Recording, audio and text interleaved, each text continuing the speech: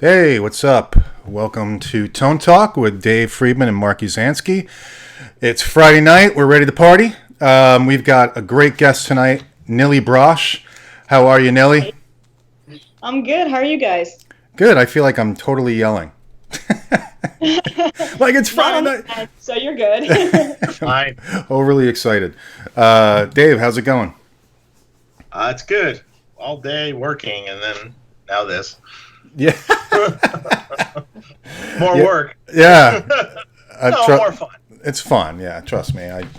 I work throughout the day and I'm like, so I've got the show. So how many hours do I have for downtime until I can, like, what can I do before I have to get ready for the show and all that stuff. So, and I went out and got beer, like I said, and that was a bust. So now I'm just drinking water. So it's all right. All right. Yeah, No that is big a deal. bummer. No big deal. By the way, we're having a bunch of people joining right now in the show and everything like that. I'm going to send you both the link. So if you want to share it, Nili, while we're talking, I'll send you the link of the live show. Okay, All right. and I can send it to you in email. Does that work for you? Sure. I mean, I don't know about like taking the time to put it up while we're having a conversation, but You don't have to. it works, you know? You I'm don't like, have to. "So, let me just make this story. It's really important, you know.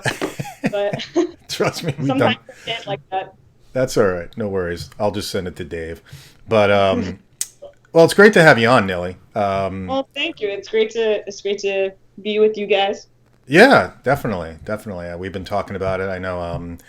I reached out to you a little while ago, and you're a fantastic guitar player. Been following you for a Oh, while. thank you. Yeah, no, you're great. It's great to see, people playing, and playing rock music, and I agree. and out there, raising the flag for people to play rock guitar. It's just like, yes, thank you. And of course, a female doing it as well is even cooler. So Well, I thanks. wish we could see more of that too. But yeah, no, I you're know. just a great player. I love your style. I love the type of music that you play. And so I'm sorry, I just keep gushing about your playing, but no. So I appreciate it. Thank you. yeah, no. So how did you get into playing? Like, what was the impetus for you to start playing? I know your brother plays, right? Yeah. I mean, he was pretty much it, you know. But I grew up, you know, I'm the youngest of four, and I have three brothers. So I grew up around a lot of music that was not of my time, particularly, and just grew up around a lot of classic rock, and just figured that, you know, I wanted to. I knew that I loved music, but then I knew that I wanted to play guitar because my older brother Ethan was playing, and I thought he was really cool, and I was like, what is, you know, I want to do this, you know. Right. So. Yeah, that's kind of how it came together for me. And how old were you when that happened? When I was 7, I started taking like classical guitar lessons, but you know, it's not like I didn't get very far with that as a 7-year-old kid who didn't really want to be practicing, you know. But when I was 11, 12, I discovered Nuno Bettencourt and Extreme, and you know that I became obsessed with that kind of funky metal thing that I thought was so Mm, cool and never heard anywhere else, you know, and that then I knew that I, you know, wanted to play electric guitar and started practicing more in high school and stuff, and that's when it really kind of transformed my life to not letting it go ever, you know.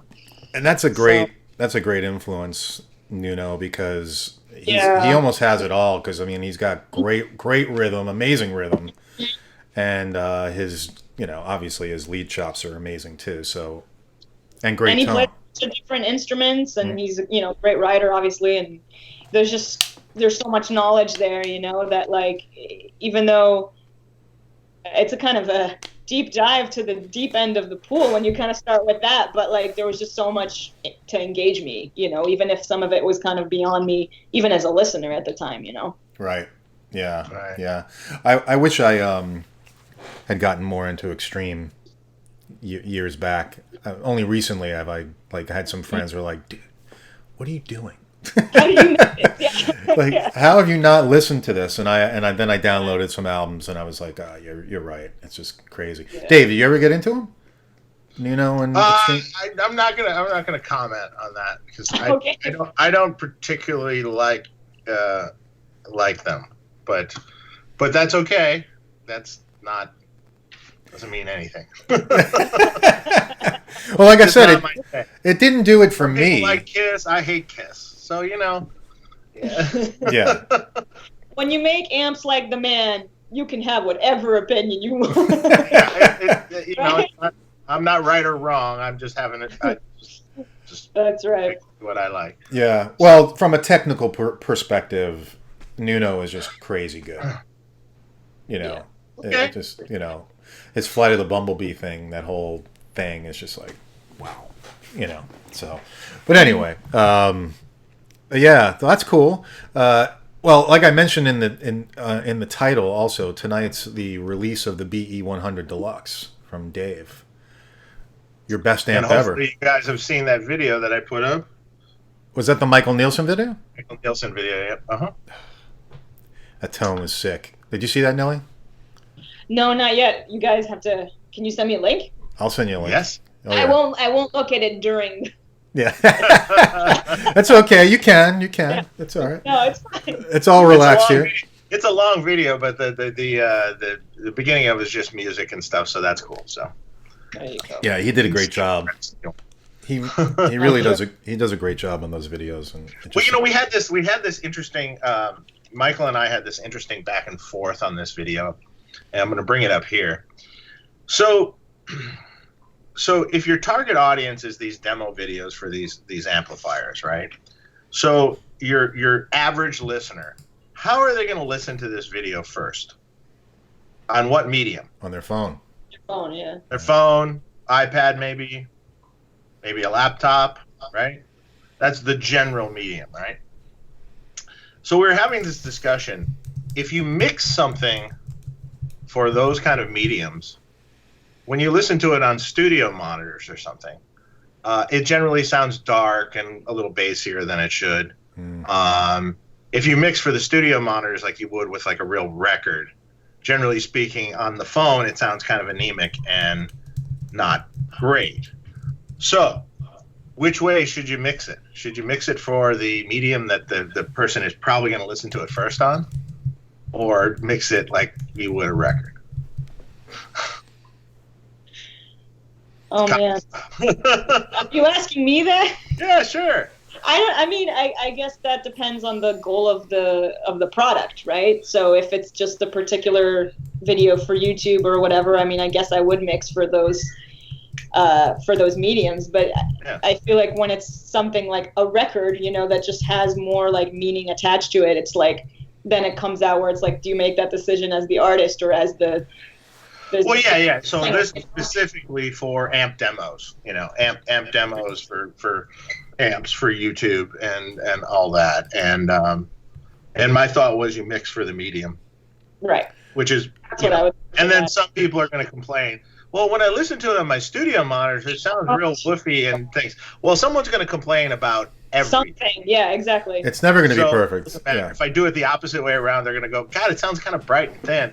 I'll be like, I know. I'm like, oh, God, please. Just buy the amp, and you'll hear how it sounds in real life. Yeah, exactly. There you go. Perfect solution, right? Yeah. So we mixed actually for the medium. So we didn't. Well, I listened to it last night on the couch, on my phone. That's how I listened to it. Yeah. That's what I'm talking about. Yeah. So I didn't listen to it on the computer. It sounded great for the phone and the iPad. It sounded great. No. It sounds great. Yeah. Okay. So when the studio monitor is here in front of me, it's a little bit bassier and a little darker than I would have done it if it was going to be a record, but it still sounds good. Right. And those are not like the worst things to add. Like if you were going to harshen something up, that's probably not the worst thing you could do to it, right? So. Yeah. Right. At least it's not like a can of bees, or it's just overly bright. Right. Exactly. Which then you're going to get the complaints the other way. God, it sounds like a can of bees. Like. Yeah. God. Well, I thought it sounded good, and of course he's a great player, and he's got a great studio, so good stuff. Yeah. You know Michael Nielsen? Have you big hairy guitarist? and know his playing. You know, he's a great player. Yeah, no, he's He does cool videos. yeah, he's really cool and funny. Just funny dude. Hmm. He cracks me up. He's good in front of the camera. Some people just have a natural ability to be in front of the camera and talk and just be a personality. Right. And other people like me don't. I struggle with it. I have a hard time. It's hard. It's hard. You get better at it as you go along, but it's not. Yeah. Yeah, It's not me. But he's comfortable. It's part of why I got into kind of the Skype thing, the Skype lesson thing in the beginning. Anyway, I was just like, this will be a great desensitizer for like anything on camera, because it's so like interactive, you know, and you really have to be on, and then it's live every time, right? So That's true. Yeah. get used to it, you know, and it's already awkward, right? Because you're always talking to another person. It's not like you're, you know, doing all the takes and whatever, and then when you realize that it's another human being and you can really have a conversation, you kind of start forgetting that it's there, I would think, you know. So You do. After a while, you start to forget, and then I go to the chat and I see that there's all these people watching, and I'm like, right. you know. Well, I'm just lucky today I don't have that on my side. So. Yeah. So that's cool. Well, we'll get to questions in a bit. Guys, if you have questions for Nili, please let us know. We also have the super chat. If you want your chat to go up to the top, let us know. Subscribe. I always forget to mention that. So Nili, you mentioned playing live and stuff like that. You obviously have a lot of experience playing live. It was your most recent gig with the Cirque du Soleil with Michael Jackson. Yeah. So you did a whole bunch, like what, like 8 months or a while? It was 2 years. Yeah. 2 years. By Wow. Yeah. By the time that I left, it was 2 years and like close to 700 shows. And yeah, and you know, it should have been more. I would just get injured every once in a while and have to be out. But like the 10 show a week factory definitely adds on 48 weeks a year. No, you know, so the shows definitely rack up when Wow. you're not, like, you look back and I'm just like, I know I did that, but it just blurs into one long Groundhog Day, basically, because it's that repetitive, you know. So it really just feels like it was all like the same week over and over and over again. Right. Wow. Yeah. Over and over. Did that show have originally I thought that show had Don Boyette in it, like bass player? No? That might have been, they had another Might have been a different show there. yeah, like, because Cirque had another MJ show, like, that was a touring show that was several years ago. Oh, maybe that's what it was. The Immortals. It was called The Immortals. But this one has always been like, you know, it's lived in the same theater in Mandalay Bay, and you know, you can't really, it would be very difficult to duplicate that show anywhere else, you know, with the hologram and all that stuff. That's crazy. Yeah, but no, I mean, our show actually, we didn't have a band. Like, we had mostly cats, and then me and another a female singer were the only musicians there, and we were both characters in the show. So I was on stage running around interacting with the other characters and playing and stuff. And so the band thing was like definitely the thing missing. Got it. It was a completely different experience. It was still awesome, but you know, I definitely missed playing with other musicians. Right. Wow, So, I didn't realize that because I never Yeah. went to the show, and so I always saw pictures, but I just assumed it was with the Right. band. Interesting. I know. I mean, why wouldn't you, right? I mean, but it was just like such a specific situation, you know, like that was more, you know, obviously because it's Michael Jackson, it's more like dancing than any of the other Cirque shows. It still has a lot of acrobatics and everything, but like the dance part is so essential that the show is kind of built around that, you know. So Right. I don't know if that was a consideration, but making the two musicians characters in the show, which, you know, it's kind of cool to have a character based on Jennifer Batten, you know. It's like they made it into this goddess called the Muse and everything, you know. I mean, I guess it's not, you know, they wouldn't say it's her, but I mean, come on, you know what I mean? Like, that's clearly who my character was based on. Yeah. Right. So Right. it's definitely really cool the way that they made it all majestic like that. Yeah, that's super cool. Now, was it hard? What were you playing? Obviously, the backing track. So was it hard to you know, with all that going on and everything, and obviously you said you were getting hurt, so I assume you were like really moving around while you were playing. I mean, I got hurt just like over time because, you know, just the weight of the costume and the guitars and being in heels and all that stuff was just over time just weighing on my body, you know. So like I would just have times where my shoulder would just give out or, you know, something like that. But yeah, I mean, I definitely, there was a lot of character work and a lot of interactions, and I try to make it as like lively as possible. And sometimes, you know, it's just things that you wouldn't think about, like just getting to some of the cues. You know, we would have a basement with like pods, like elevators that would take you up to the stage so that you would appear from, you know, as if from the bottom.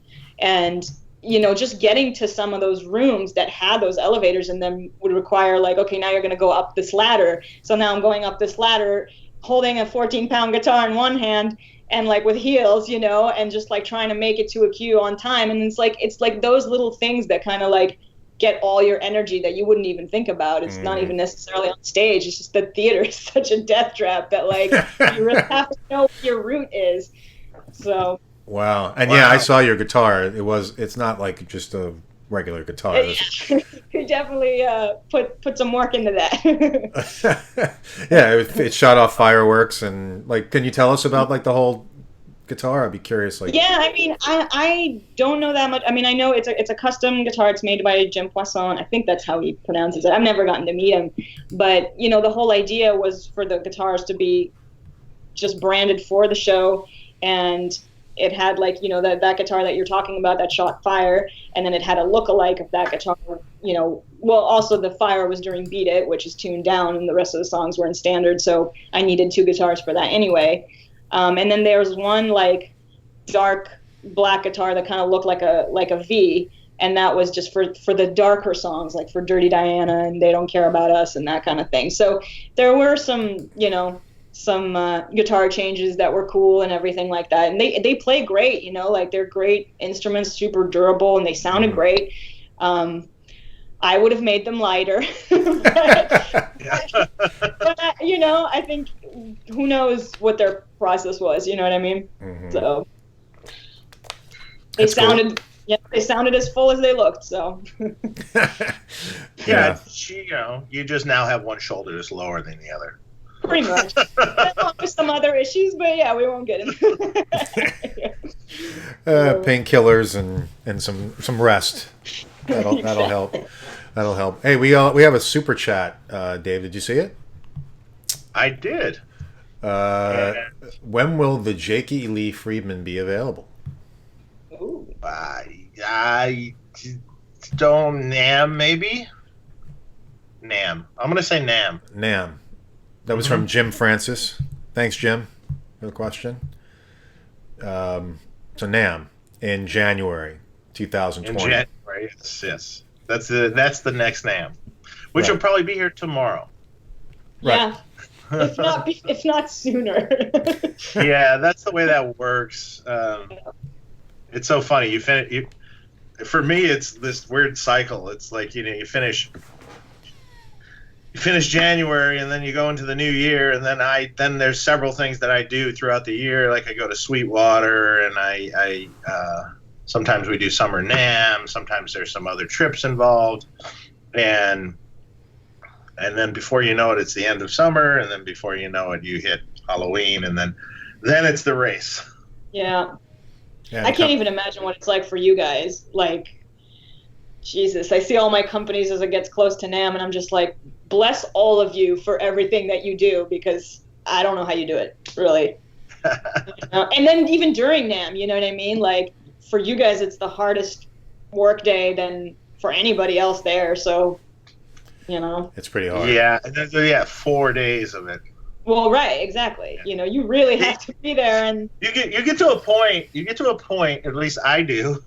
You get to a point where if one more person comes up to you, now this isn't like to be mean to anyone, but it's like at some point in time you're just like, oh my God, if one more person comes up and asks for your picture or autograph or needs to talk to you, I'm going to freak out.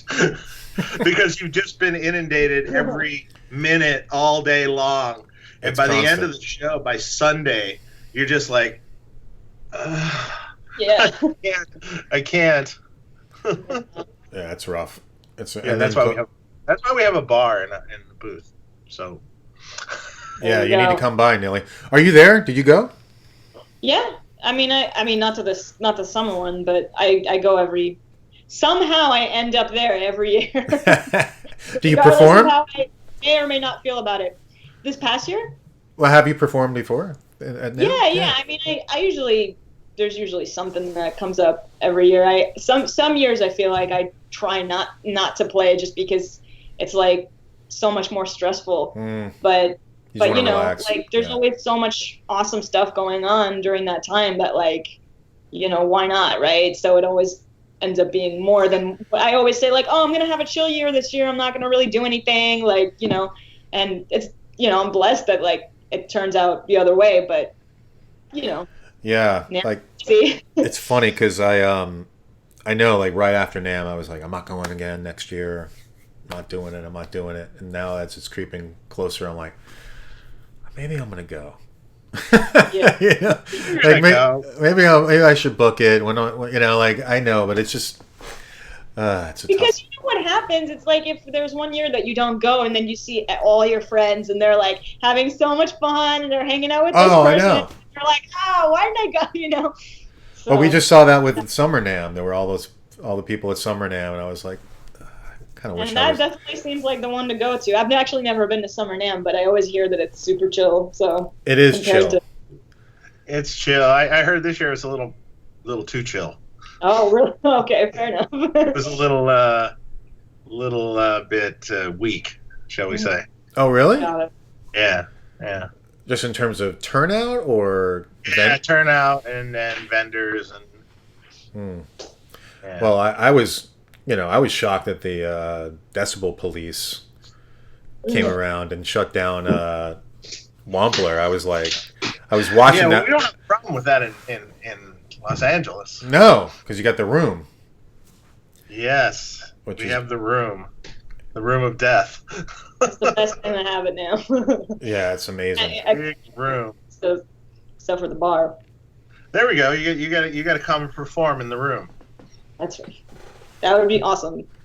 Yeah. You can work up a song with our other young artist, Sammy Bowler. I don't know if you know who he is. I'm actually not familiar. Look him up on Instagram. Okay. Yeah, Sammy's great. Yeah, another really, really talented player. Completely and different style, but really, really good stuff. Yeah. So, yeah, that would be awesome to have you play there. That would be awesome. Yeah, thank we you. were doing some stuff like performances in our sound room, so it's all with just a track and stuff. Yeah. I did that at Korg one year, and that was like such a great setup. Like just get the people in there. You don't have to worry about the volume, and it feels more like a real performance than like the NAMM Oh situation. yeah, we play loud in there. There's no. Yeah. And it's a small little audience. There's like maybe 10 people in there. More than that. Really? How many Oh people? yeah, we packed way more than 10 people. Yeah. I would Okay. imagine. Well, that room More is like small, 30. but okay, 30 people. All right. Yeah. Okay. Yeah.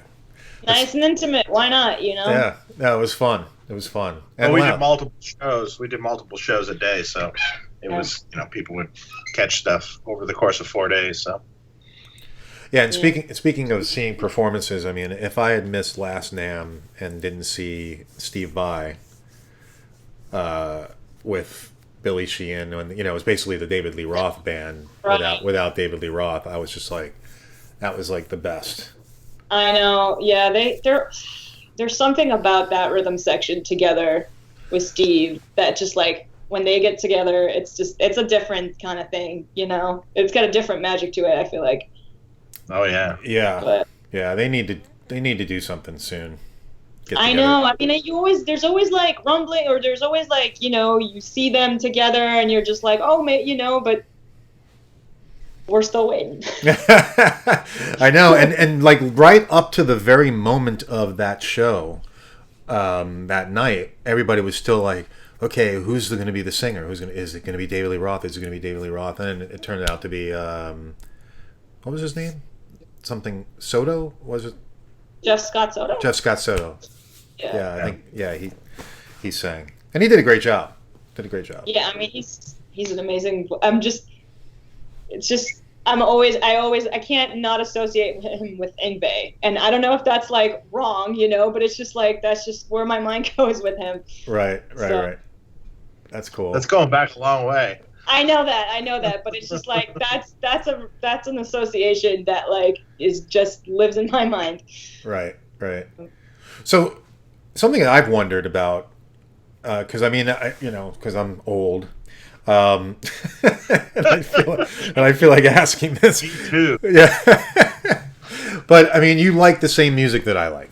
So how'd you get into it? Because I feel like I love the fact that you do. I know I try to instill that into my kids. Like listen to some rock.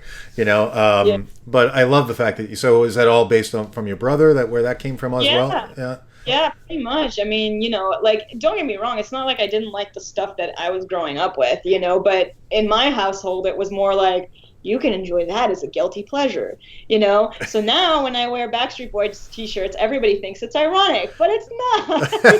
But, okay. I can do more than one thing, right? But yeah, I mean, I just kind of had access to like a whole encyclopedia of all of that, all the 80s artists and, all that kind of thing. So at least I was fairly well versed in guitar players.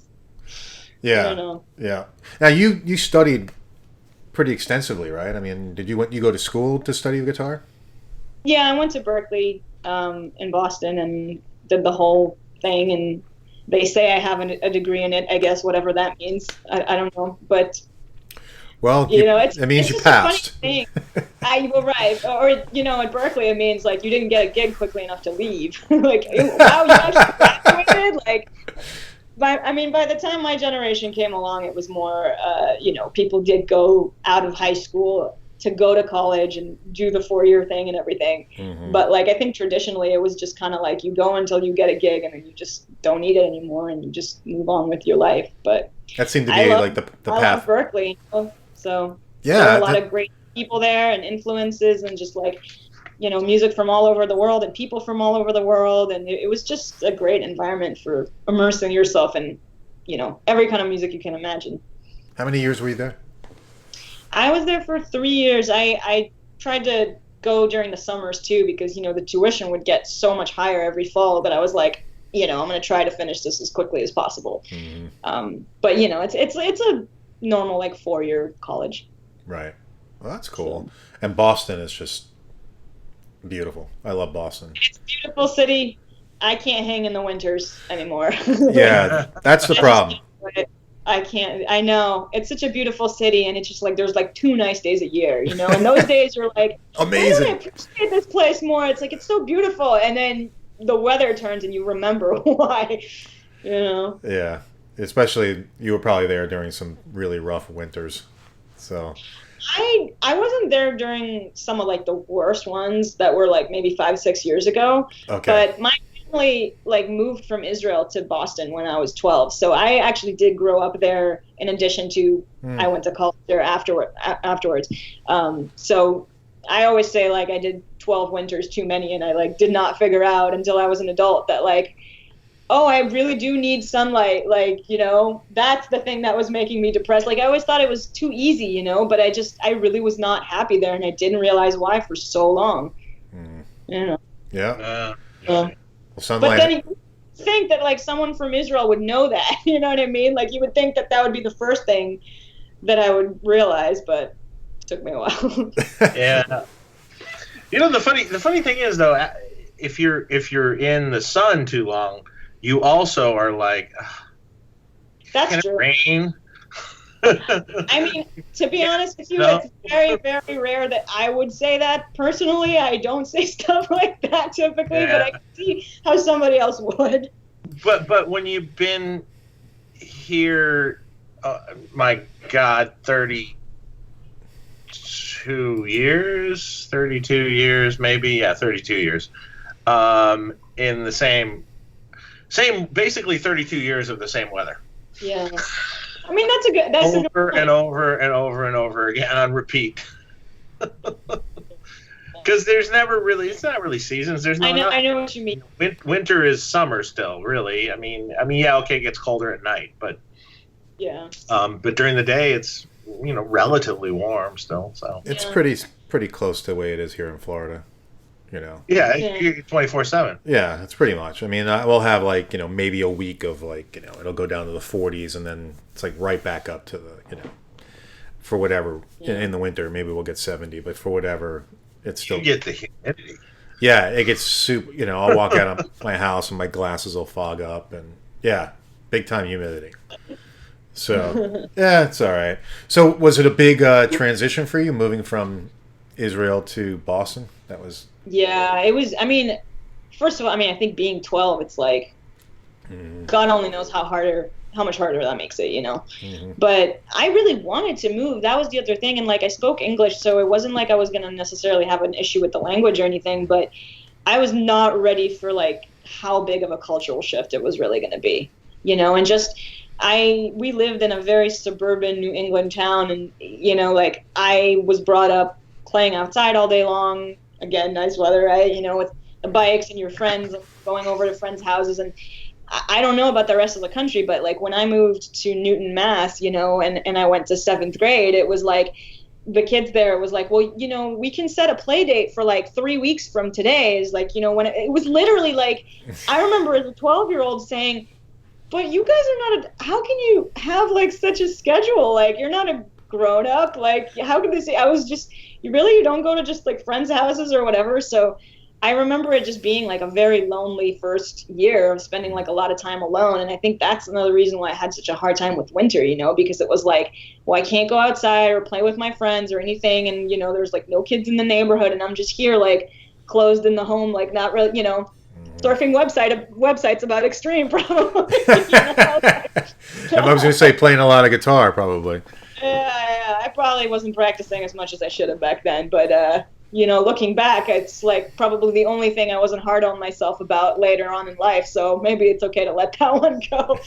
But yeah, it was very different, But over the years, it's obviously something I'm really grateful for now, and the having gone to schools that I did, and the people that I've met, and everything, and obviously the opportunities, and we've been living here for almost 20 years, so I can't really imagine being anywhere else at this point, Right. Yeah. I was going to say any interest in going back to Israel or living there or anything like that? I don't think I could live there, but I definitely I love going there and everything, and I do feel there's a lot about my culture that I'm just finding out now because I never had the experience as an adult person, and just certain things about just how different the culture is. It's such a militaristic culture, and I would have known a lot of stuff. I would have gone to the army, you know what I mean? So there's just so much that my life would have been different that I don't know about yet, and discovering that is kind of interesting now as an older person. But I don't know if I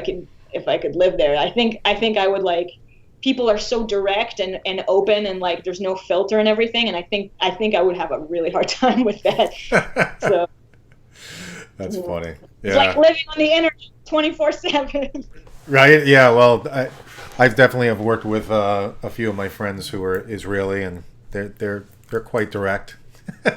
Yeah. So, but there's things about that are really good, but it's definitely a different way of doing things. No, it's great. I mean, I'm Jewish. I always wondered, Dave, are you from Friedman? What? Am I Jewish? Yeah. Well, technically not, because my father was, but my mother was Catholic, so. Oh, okay. So technically not, because but Dave, you're still Jewish to me. Yeah, so. it's still, yeah. Yeah, Friedman. It's funny because that's right. My uncle came over and he saw my Friedman amps. He's like, "Oh, amplifiers by a Jew. That's good." I know. You can't. We're not going to fool anybody with that last name, I guess. Yeah. That's the German spelling, too, from the German descent, so. Oh, really? Yeah. Oh, okay. Because Friedman is two ways. It's either with two E's or... Two E's or... Okay. ED. IED is, German. It's basically German. Did not know that. Interesting. Cool. So then there's still people in the world that say Friedman. Really? Oh, yeah. Oh man. Well, I like, never even Have thought you of ever actually heard someone's name? that's from outside of the U.S., right? Not U.S. people, right? Huh? Outside of the U.S., I would imagine, right? No. Really? Really? In the U.S.? In the U.S. all the time. Yeah, sure. Wow. Really? I would That's I would call those maybe less educated. Well, you know, I'm not sure. I want to change my last name to Spiderman. Just, you know. why not? It's a free country, you know? Right? Yeah. Mark Spiderman. There you go. It works, right? So Sure.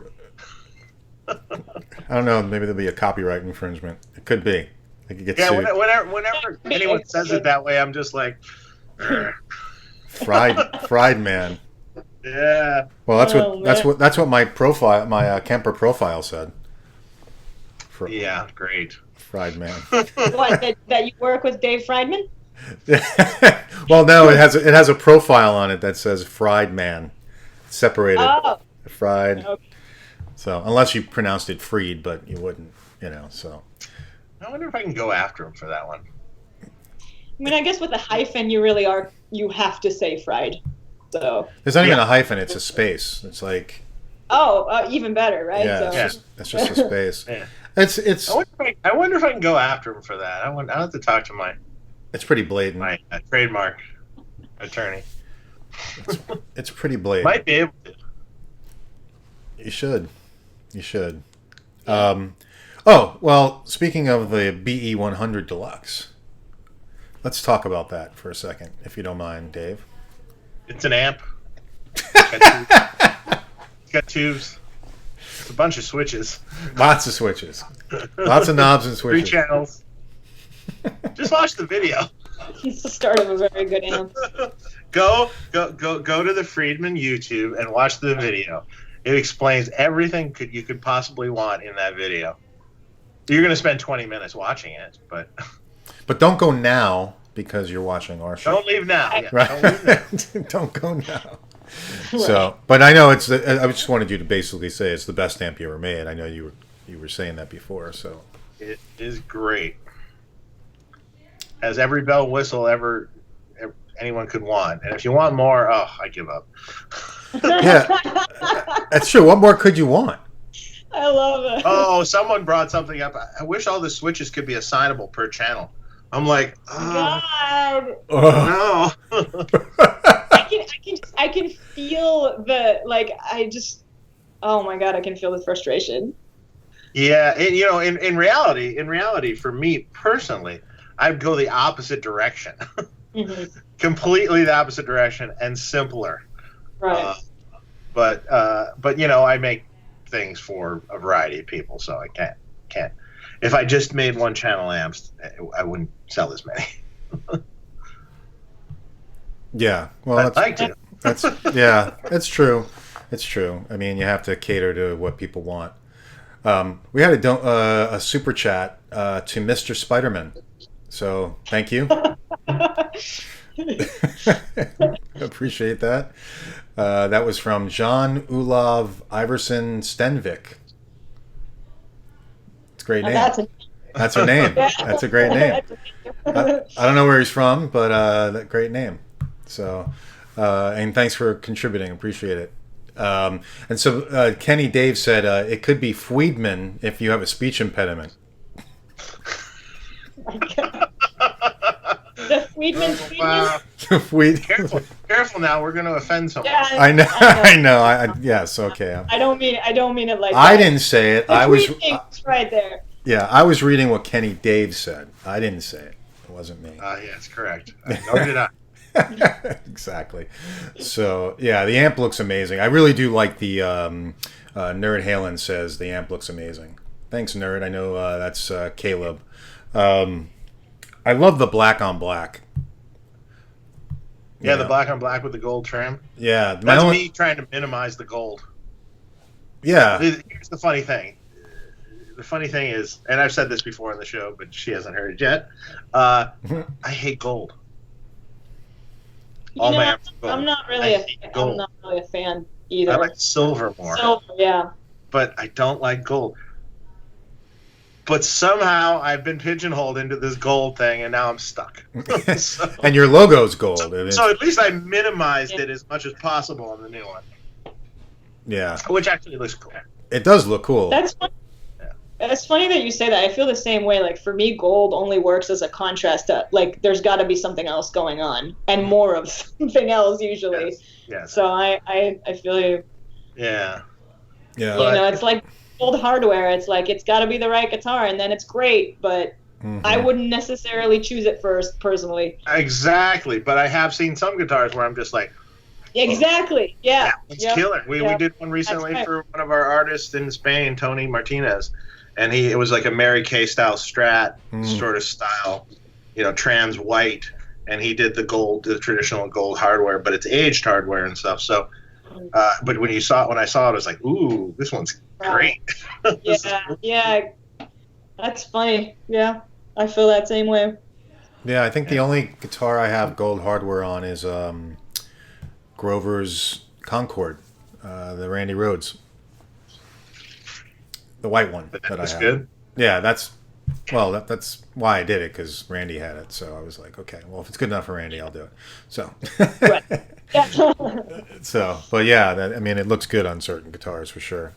So, Nili, are you endorsed by Ibanez? I know you play them exclusively. Yeah, I've been with them since 2011, and I'm doing a clinic tour with them in Canada in September. September, yeah. September. September. What accent what happened there? It's yeah, you know what? Let me tell you something. When I first moved to this country, the difference between shit and sheet was really hard, and I did not understand why I went to school and everybody was mad at me. And every once in a while, I'll say a word and like some other pronunciation will come out, and that's not English, But yeah, so Canada in September. But yeah, well, that's cool. So what's the tour going to entail? It's a clinic tour, so just me doing a clinic every day and just going across the country. Should be fun. I'll play a bunch of new tunes for my new album that's almost done, and yeah. Yeah, I was going to ask you, and I meant to ask you before we went live, so I'll just ask you now. You were mentioning on your one of your social media channels that you had some news. Is that your new album, or I wasn't No, sure? I mean, I said that, so I guess probably the one that you're talking about is the Death Clock thing. Oh, yeah. Yeah, so that was announced the following day. But, yeah, very excited about doing a Death Clock gig. So, as you may know, they don't really play that often anymore, ever. And usually when they do, it's always Mike Keneally playing guitar, and he's going to be out with Devin Townsend. So Brendan called me and asked me to do it, and I was like, fuck yeah, I'll do a Death Clock gig. Like, are you kidding me? Like, what could be more fun than that? That's amazing. So, yeah, thank you. I'm very excited. I'm just like, I've been watching Metalocalypse again from the beginning, just, like as a form of death study. And it's just like, even just listening to the songs makes me laugh. You know what I mean? It's going to be a lot of fun to play those riffs. So, very excited. That's awesome. So are you guys like in rehearsals, or how you getting prepared for it? I have a while. It's an Adult Swim festival in LA. It's in middle of November, so I have some time. But yeah, between that and my new album, I'm just kind of trying to, take on a couple of things and get deep into them instead of trying to spread myself too thin like I used to. So I'm glad that the music is getting, the right amount of attention, because when I was at Cirque, it was just like, trying to do stuff and getting my attention pulled in different directions. It was literally like I would have shows where I would just, go back to the dressing room between numbers and like work on a demo or something else. And there was a point where I was just like, this is not working. Mm-hmm. You know what I mean? Yeah. So, yeah, that's so cool. And I just had a question and I completely lost it. That's all right. If it's important, you'll think of it. Yeah, that's all right. So you know what it was? I don't want to skip over it. You said it was an Adult Swim festival. Yeah. So tell me about I didn't want to gloss over that. An Adult Swim festival. Is that like Yeah. a nude festival or like? I don't think I don't think we're talking about. You're thinking of something else. Yeah, So you're thinking of something else. Okay, well, I'm thinking. Okay, totally. Then I'm thinking of something else. What's an Adult Swim festival? So Adult Swim. So I guess Metalocalypse was on Cartoon Network, which I guess at night became Adult Swim. So it's technically the same channel. I don't know like what the okay. difference is. That's I don't where- know where you went, Mark. I was thinking like Go ahead. I'm like, well, she's playing at a gig. It's Adult Swim. Like people are adult swimming out there. Like that's where I was going. I'm like, what's an Adult Swim party? I'm gonna get. I mean, that would be awesome. You know, like I would wear a bathing suit. I hope other people would too. But you know, like I like swimming. You know, but Oh, sorry. I'm just gonna shut up now. I'm just literally watching you go there, and I'm just like, oh, I can't wait to see how this goes. Stop me! Stop me next time. well, Where's he I going? would have stopped you, but I was just confused for a minute. Okay, all right. Well, I apologize for my stupidity. No, Please. that's awesome. That's awesome. See, that's where I'm so old. People are laughing in the chat right now, and of course, my No, wife it's my okay. wife just popped in right now. She's like, "Hi guys," and she doesn't even know what we're talking about. Hey, April. I mean, honestly, if it wasn't for Metalocalypse, I don't know that because I wasn't an avid Cartoon Network, Comedy Central. Man, what is with me today? I'm just all kinds of associations. Yeah, I don't know where that came from. But comedy sets the alliteration thing, right? No, that's all right. So, but yeah, no. So if it wasn't for Metalocalypse, I wouldn't have known that either. Okay, all right. Well, I totally apologize. So no, okay. So that's cool. So where actually is the gig? It's at the Bank of California Stadium, which I guess is in downtown LA. Wow, Somewhere in LA. I don't know. I think it's downtown. that's super Yeah, cool. which would be cool. Yeah. Very good. And then when's your album supposed to come out? So I'm hoping for October. I have a music video coming out next month. It's my first music video. When it comes out, everybody will understand why I waited until my third album to release a music video. But I don't want to give too much away. But yeah, I've filmed it back at Cirque, and I've been kind of sitting on it until the record is done and the timing is right. And now I'm just like, because there'll be a single that will come out with it. It's called Primal Feels, and yeah, to me it feels old, but like it'll feel new when it comes out. So That's cool. Awesome. Yeah.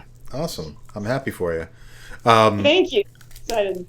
Yeah. So it's going to be you'll have it out on iTunes and all that stuff once it comes out. Yeah. Yeah. Yep. All right, Yeah. well, So you'll have to let us know. gotta I'm sure. gotta have a single to precede the record. So, That's true. yeah. That's true. Well, at least that's the way it used to work. I don't know how it works nowadays. I mean, I don't know if it works any one way or another, but for me, I feel like, this record feels like it's taken forever just because of the work that I've done in the last couple of years. So it's been so long since my last release that part of it is just like, I need to put something out. But then, with the whole record and, there has to be timing structured into place and everything. So might as well wait till it's relevant, Mm-hmm. Well, that's So- cool. Look forward to seeing it. Thank you. So Yeah. when did you hook up with Tony MacAlpine? How did that? So I knew somebody who knew him and got me an audition with him in 2011, and I'd been playing with them from then till like 2014, and then after that, just whenever we get a chance or in the same place, I'll jump in for a couple songs or something just for fun, just because we enjoy playing together. So always been a good experience. Yeah, he You seems know? like a really great guy.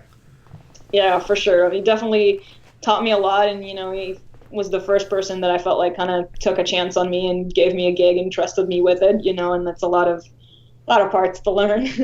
but it became so second nature after a while, and it really like makes you precise at that two guitar thing, So I have a lot of like consistent like technique that I'm grateful for him for, Yeah, yeah. So did you actually take, like, was it more observational, like seeing the way he plays, or did you like oh, show me how you do this. Like, was it?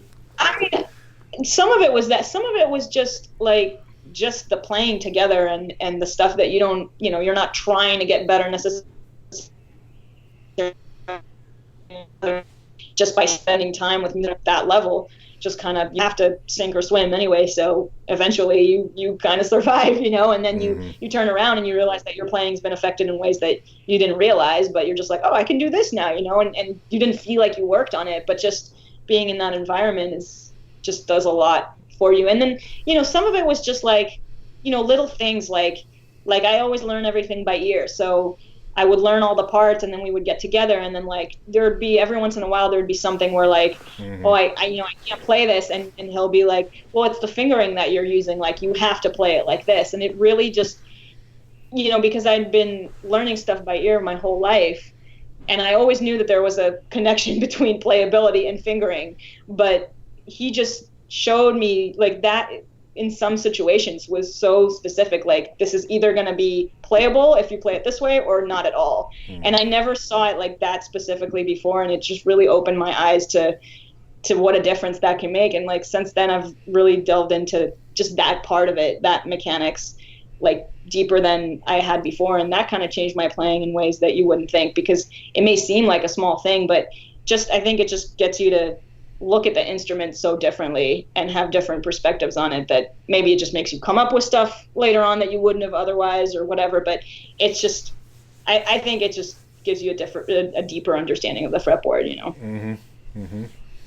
Yeah, well, that's certainly a great guy to learn from. That's for sure. For sure. and and see playing. So there was a funny comment, Dave. At least I liked the dog play. He wrote, "Look on Dave's face when it happened." Did you see that?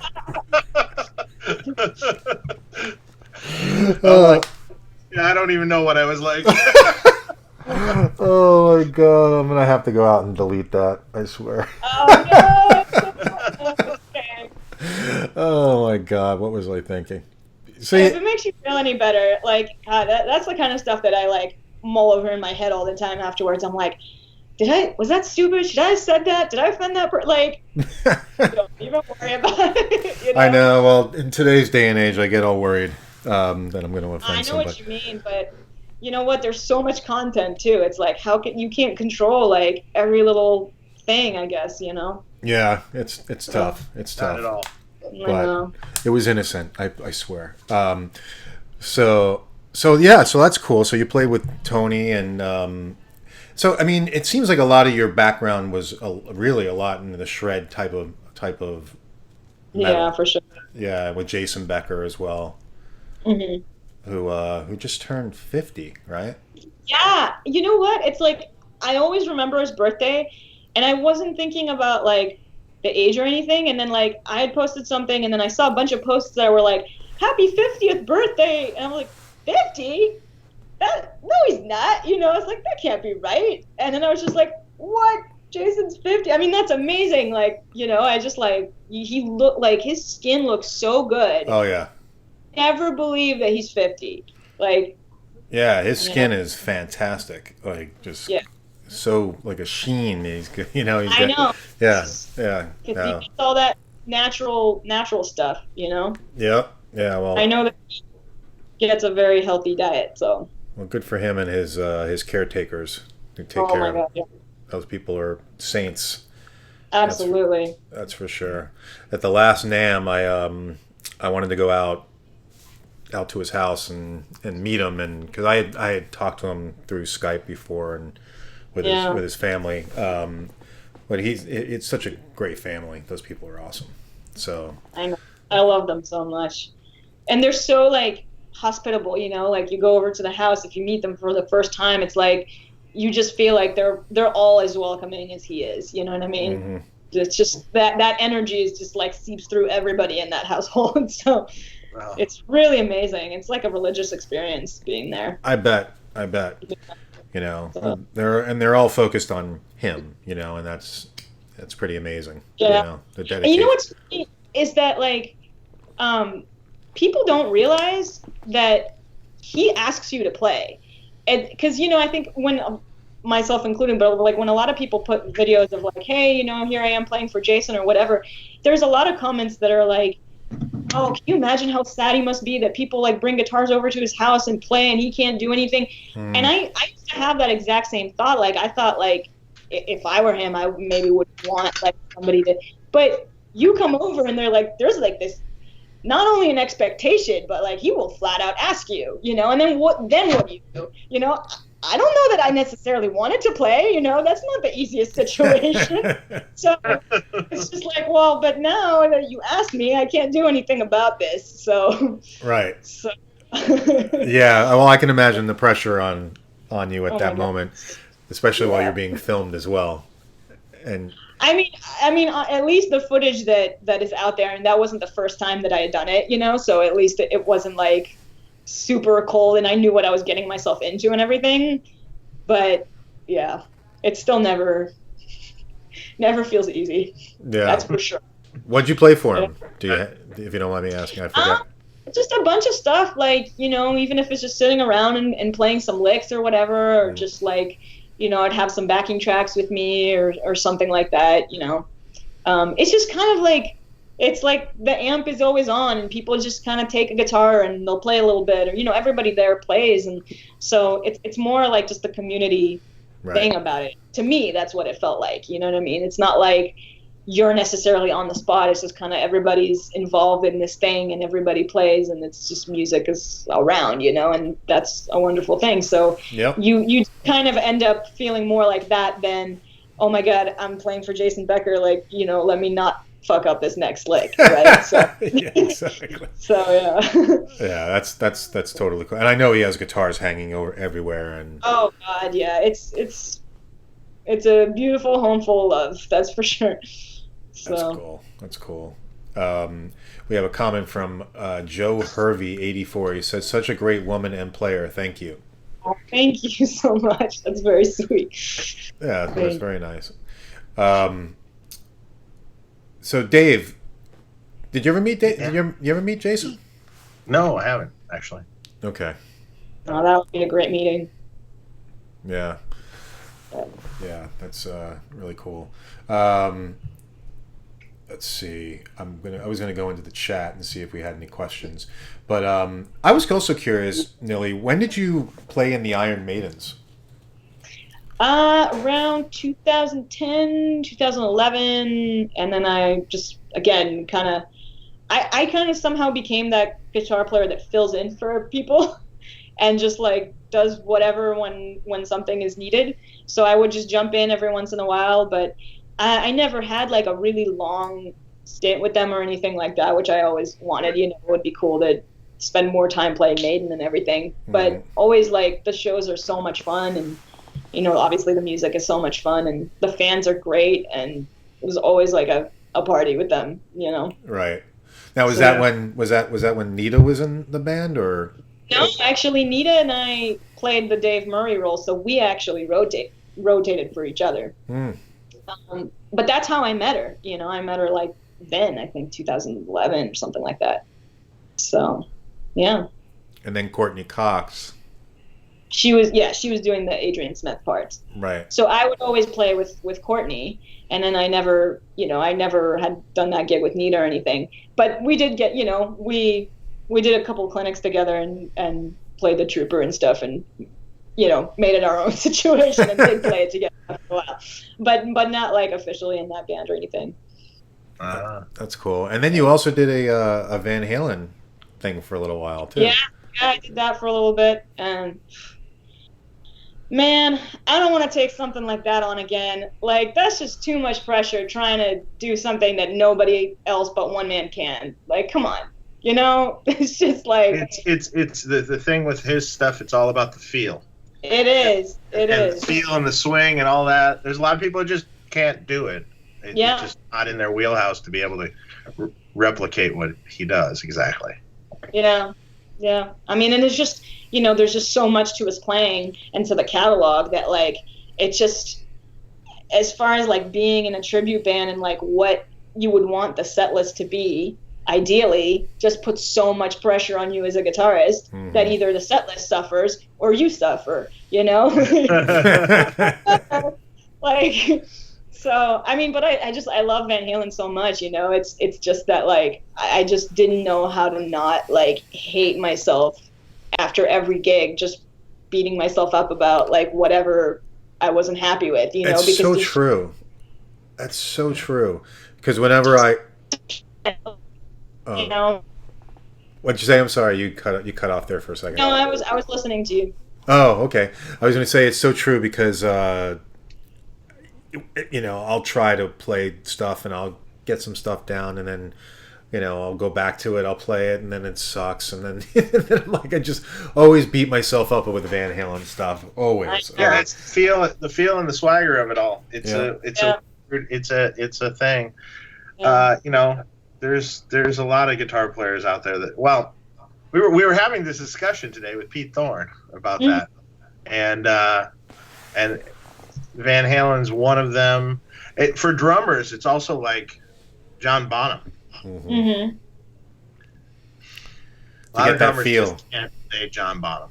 They can't do the feel. They can't do it because it's a breathing organism. His drum beats. It's not. It was never.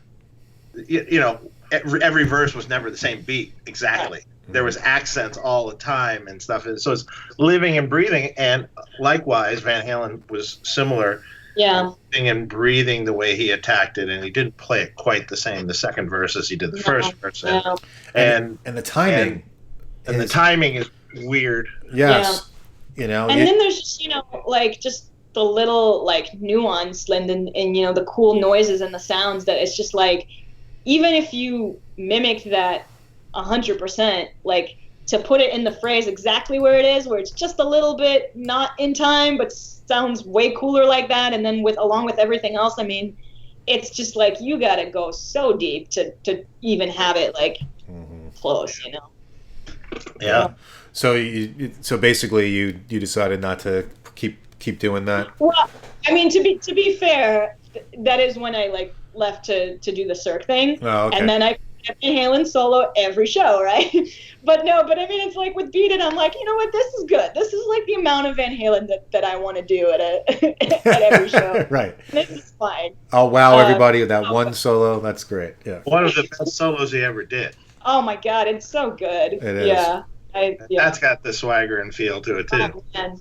And I like the other takes too, you know, like some of that alternate take is like so cool too. There's an alternate take? I never heard it. Yeah, I mean, I'm sure you can find it. I don't know necessarily like if it was like out in any particular fashion, but I know that like the other Cirque shows, definitely like the other Michael Jackson show that they did, like they'd use that cut for a different version at some point, and I remember hearing it being like, oh, this must be like that take that I've heard about, and it's a different solo. It's super cool. You ever hear that, Dave? No, I don't think I have actually. It's definitely out there somewhere. I'm taking a note on that. Looking. Yeah, I'm taking a note on that one. It might even be more than one. I don't remember if it's 2 or 3, but I definitely heard another one. So I know I'm not that high, you know. But, yeah. Well, I'm definitely going to look it up because, yeah, and that solo is, you're right. I mean, the solo on that is just, it encompasses almost everything about him. Yeah. You know what? Like we had, when I got there, our stage manager told me like, oh, you know, the girl Gina Gleason, who was here before, like she had this like picture of Kirk Hammett because she loved Metallica, like above the, you know, the door to the stage or leading to the stage to just say, have a good show, you know, something like that. So when I got there, the stage manager asked me like, pick a favorite guitar player and like, I'll make one for you, you know, and I was like, I don't know, like who to, you know, whatever. So I just said Eddie Van Halen, and he made me this picture of like Eddie and Michael together in performance, and it just said, have a great show, Nili. And I just like would like, you know, high five that every night. But it was good. I thought it was like a cool little thing that they did that, you know, like just to keep like the legacy of the Michael guitar player thing a thing, you know, and it's cool that it was respected at least in a place like that. Yeah. So yeah, you know. definitely. I think that's awesome.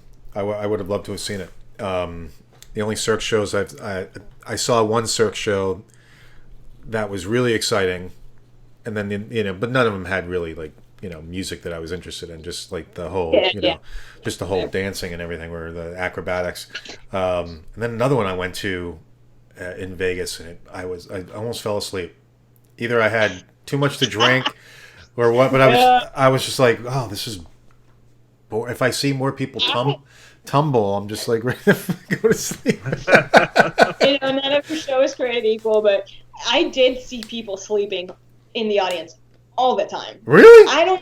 Yes, all the time. And like, I don't know what it is. Maybe it's just Vegas. I mean, I know Vegas beats the shit out of you if you're like walking around on the strip all day long. Yeah. But like, there was one time, I'll never forget this, because it was like in the second row, like in the middle aisle. And it like there was a row of like there must have been like 6 people that were asleep on each other with like coats like they would be in an airport. And I just remember thinking, but this nap is so expensive. Like, just go back to your hotel room. Like these seats are so expensive. Like, why are you here? Or like, what amount of jet lag caused this, right? Because it was just like, there would be times where you'd be like, I'm up here, I'm so tired, and you guys are like sleeping. So did the show end in Vegas? No, it's still going. I just I needed to not be doing the same show again 700 more times. Yeah, something different, and plus, like you said, it was beating you up. Yeah. That was the big thing, obviously. Yeah. So we have a question which I was also wanted to go back to, but Frank Picha, he says, we asked about how you hooked up with Tony MacAlpine, but he was like, what was it like playing with him, and any good stories that you could share? He would always tie my shoes together on tour. He would just do like these silly like pranks, because like I was the kid on the tour, right? But right. No, I mean, it was awesome working with him. He's always been like so cool to me, and just really encouraging about my playing and my career, and always tried to help, and just again, like playing with people like that, like it's just that's what that does to your playing. You can't pay for that, like education, school doesn't buy that. That's the real life experience that like I'm so lucky to have had that, because that's really the stuff that you can't get anywhere else. So I'm really grateful for that, like more than any of the other stuff. And just on a personal level, like he's a great guy, and it's a pleasure to know him. So that. Yeah, it's a good person to know. That's for sure. So that's cool. I don't know what kind of stories they were looking for, but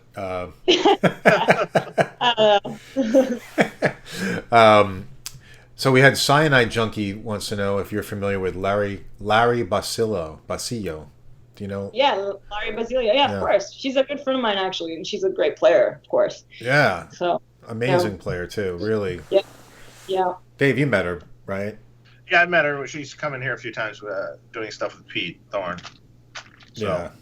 Right. Really talented player. And then like during one interview, I think with Pete and Tim Pierce, she said she was an attorney also. Yeah, she is. And so is her husband. Yeah. I'm like, wow. I know. I remember her telling me that. I'm like, what? Right. You're this talented on the guitar, and you're an attorney, and you're really smart. And yeah, she's like, yeah, she's good too. Could be a good supplemental income there. Yeah, well, I think she has something to fall back on if it doesn't work out. So it's okay. I think it'll work out. Yeah, it's working out for her.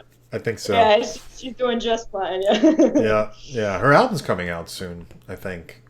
Yeah, I think so. If I saw. So yeah, but she's really good. And then L. Scott Music says mix for the record and master for the medium. I don't know what that means, but yeah, okay, I understand that, but it's not a record, so yeah. Right. And we surely aren't doing much mastering on it for YouTube. Yeah. Well, Rick said, Rick Hollis. He said he mix his YouTube. He does his mixes through tiny speakers and make sure they sound good on an iPhone. Yeah, exactly. Yeah, and I agree with that. Yeah. But then there's always someone that's got to make the comment. Well, I don't know. It sounds muddy and it's not bright enough. Well, yeah, that's what If it I sounds go the like. other way, it'll be the opposite. Right. Oh, all right. I don't like the effects he has on in the demo video. His You do damned it if you dry. do, You do it dry. I wish he'd put some effects on it. you put some delay. There's no, they're not really playing it. It's just drowned in delay. That's the only reason it sounds I good. wish they would just do the demo with an iPhone in the room. I'm Yeah. like, what? Oh, God. Someone wrote on the phone loser. I mean, I listen to it on the phone. I mean, I'm just sitting there on my couch. I've got 10 minutes. I'm not going to go run over to my. I was like, oh, well, new video up. I got the link. Boom, I just watched it. It's the impulsiveness probably instead of just wanting to hear how it really sounds. I was just like, oh, there's a new video. I would really hope that anyone who's really like trying to buy an amp would then be like, okay, let's see what this really sounds like. Of course. But, Go play it. But I don't know if they do that or not, Yeah, well, I hope so. Although it's hard. I mean, there's not always a BE 100 Deluxe laying around to go play, so it's tough. Yeah. But just There are quite a few stores now across the U.S. though. yeah, Guitar Center's got them. Yeah, some of them. I know. Some of them. I wonder if the one by me has it, because they're a platinum store. If they're a platinum store, there's a good chance they're getting one. Yeah, they have the platinum room and everything like that. Got one. Or I do have to commend all our dealers out there that I didn't actually see anyone actually violate the release day this time. Normally speaking, someone always violates the release. So meaning that someone, oh, I got mine today. Like, wait, the release is Friday. What do you mean you got, Mm-hmm. I got it a week before or something. No. Yeah, It didn't happen this time. That's good. At least not that I know of. right. Well, it's very easy to see it with the internet these days. Yeah. Yeah. People get Because to everyone has to share everything about their life on the internet. Whether we want to know or not. Yeah. It's so true. I don't know about anybody else, but I grapple with that, because I like being on social media to some extent. There are times I can't stand being on social media. But I do grapple with what I post and, obviously all the political stuff. I was like, oh, God, I'm not going to go down that road. But just, like what you share with your life and, when you share it. Just recently we went on vacation, right? And my wife and I have this rule that we never share a picture of ourselves or anything when we're on vacation because I'm always nervous someone's going to, oh, they're on vacation. Let's go rob their house. Or, people do that, you go share that. It's scary, Yeah. So I'm always like, but yeah, like you said, Dave, everybody has to share everything. Yeah, I only share basically music related stuff and that's it. Yeah. Nothing more. I will almost never put anything of just what I'm doing or anything. I don't know. I just don't think of it. I guess I'm from a different era where I'm not that obsessed with it. I use it too much. You're better off. You're way better off. Yeah, I mean it's yeah. I mean I see it as a tool to use it for your business and your endeavors and stuff like that. And a lot of times if I stumble upon something, a cool concert video, something that I stumbled upon on Facebook or something, I'll share that. Right. It's like, hey, click, share, done. But not much more. Not for me, at least.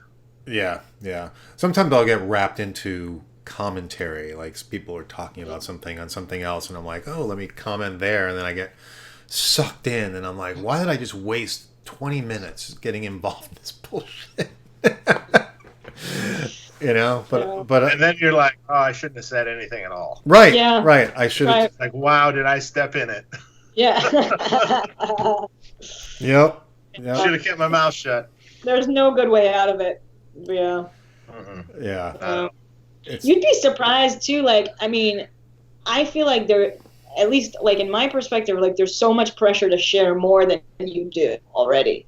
And, I try to keep my actual private life private. And it's amazing how many, it's just like, if people don't see pictures, like, do you have a boyfriend? Are you gay? Do you not have a boyfriend? Are you single? It's just because they're not provided that information. And therefore it's just like, well, now this person must share more about their lives because I'm here, and it feels so weird to me, like as a human being, where it's just like, well, I'm here to play guitar and, that's cool, right? That's it, and I'm just, I don't know. It's weird to me that people are so interested, like when you're there for one, obvious thing. Right. So. You're sharing that part. That's the part you want to share. And, Right. and then, but they want to pry a little bit more and get more. Sure. Yeah. Yeah. I can imagine how that can be tough to deal with. Yeah.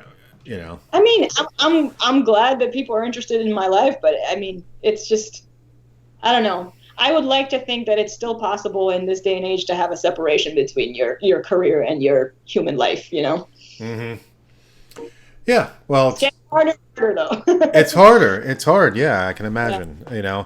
I mean, even for me, and I know Dave. You have a business, right, with amps, and you want to sell the amps and get out there in front of people. But even for me, like music isn't my industry, like what I do for a living. So having a show, and putting myself out there, at first I was like, oh man, this is kind of scary.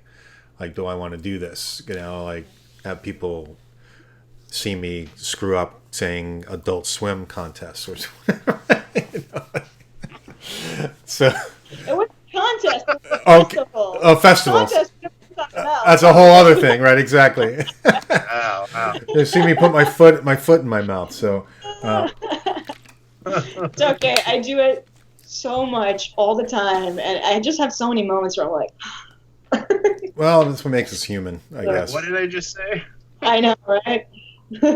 So, well, getting back on the topic of tone and gear and stuff like that, I want to know, what do you play with, Nili? What's like your go-to gear? I know that you've played with a head rush unit. I've seen that, but do you play with tube amps, and like what's your go-to stuff?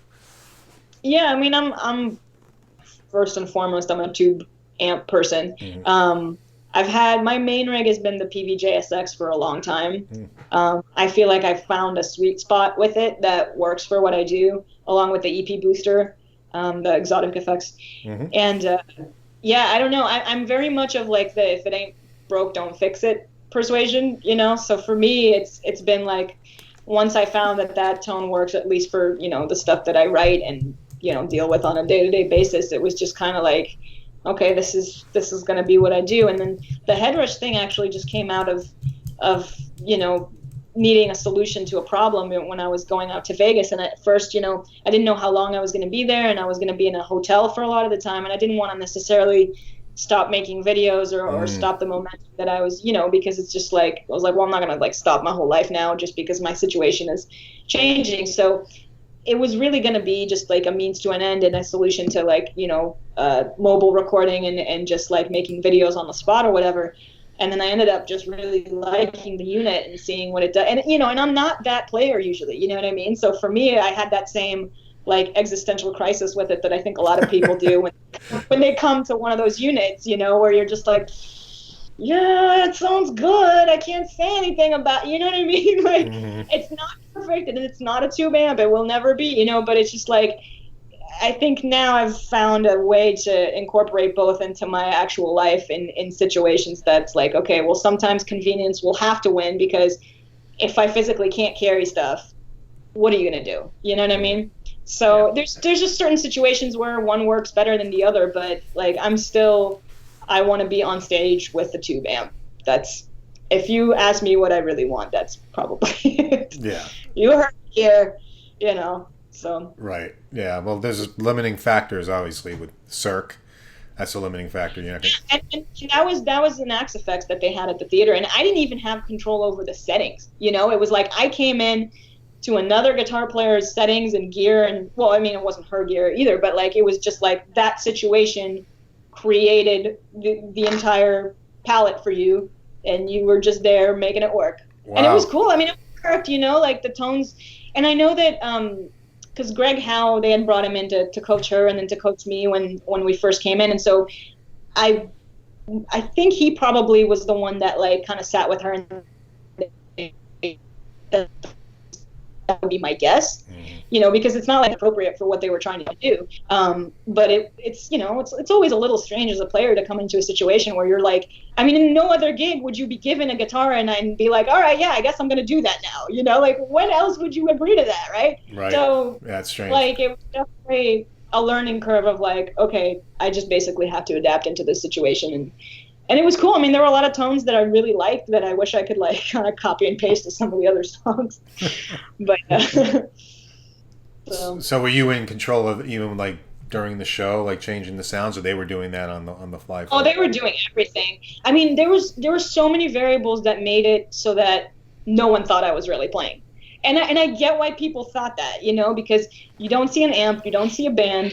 Everything is like perfectly hidden by some piece of wardrobe, you know, like you can barely see the cable that's plugged into it, and you know, like my wireless and everything is hidden, and then you're running around, you know, and then like there's other tracks going on, like other guitar tracks, some of the rhythm tracks and that kind of thing, and like I can see how that wouldn't register, you know what I mean? Yeah, but they're not gonna hire somebody as proficient as you just to not play. So. I mean, listen, I knew I was playing. It's not right. like I really mind. It's just like there were so many of my coworkers were just like, oh man, like there's so many people, like they don't even think you're playing. And I'm just like, yeah, I mean, I get it, and I guess I could be mad at it, but at the same time, like if I were them, like I can see how they would think it, you know. Well, so, but then there is a part at the end of the show where you just have a solo by yourself, and you're like projected on all the like side screens and everything, and it's like you know, you're the only thing playing. You can't fake that. So, you know, it's fine. That's super cool. Mind, you know. So yeah, that's cool. You got that experience. That is really cool. Yeah, it was really amazing. I'm not gonna, you know, it's easy to say like, you know, I got hurt. I've had a lot of painful days. I continue to, all that kind of stuff. But, like, it was such an amazing experience, you know, so. Yeah, I can imagine. You know, Dave, you know who Nili is friends with is this woman, Sarah, who's really cool, who works for John Sir. Oh, yeah? She builds guitars for him. I'm not sure what her job is with Sir, but I know she was doing binding or something recently. I saw a picture. She's really cool. Yeah, I mean, I think she does. She's had a bunch of different positions, and I think she's, you know, is able to jump in and do a bunch of different things whenever needed. But she I know, Mark, I know you know this, but like she built a guitar for Jason Becker based on his dad's painting of one of his paintings of there was a guitar in the painting, and it's like kind of a famous painting. And when she told me about the idea to like create that guitar, I was like, there's no way that's never been done before. Like that painting has been around since the 90s, you know, and Jason has so many fans that love his dad's art and everything, but it really had not been done. And I was like, that is the coolest idea ever, you know. And she hand painted it, and it looks so great. And then when we went up to his house to give it to him, like his dad gave her a print of the original, you know, artwork and everything, and it was just, you know, a lot of tears and all that kind of thing. Yeah, that's awesome. Yeah, and the guitar looked great. Awesome. Yeah, she's talented. She's does great work. Yeah, so. And it's a great instrument too. I mean, like I remember, like I tested it out in all kind of different parts of the process and everything, and just eventually, you know, like that was the guitar that I was playing at his house that day, and like it was not even, I wasn't even thinking like, oh my god, I'm not playing my guitar and I'm in front of Jason Becker, like, oh my god, like it was just, it played great, you know. So yeah, that's cool. That's very cool. Let's see, L. Scott, anyone that John Sir lets work on his guitars has to be pretty amazing. Yeah, I would imagine. Good point. That's a good point. Yeah. Mike Valogi says, "What strings does Nili roll with?" I like how he asks. I use Dean Markley strings, mostly the blue steels, and I use the standard 9 to 42. And if I'm playing a 7-string, the 7th will be 54. Yeah. Cool. And I'm usually a standard tuning person. People usually ask that with the gauge question, so I'll just get that out of the way. So let's talk 7-string for a second, because I have not ventured into that at all. Was that something that came like later for you, or were you like, when did you pick up the 7-string?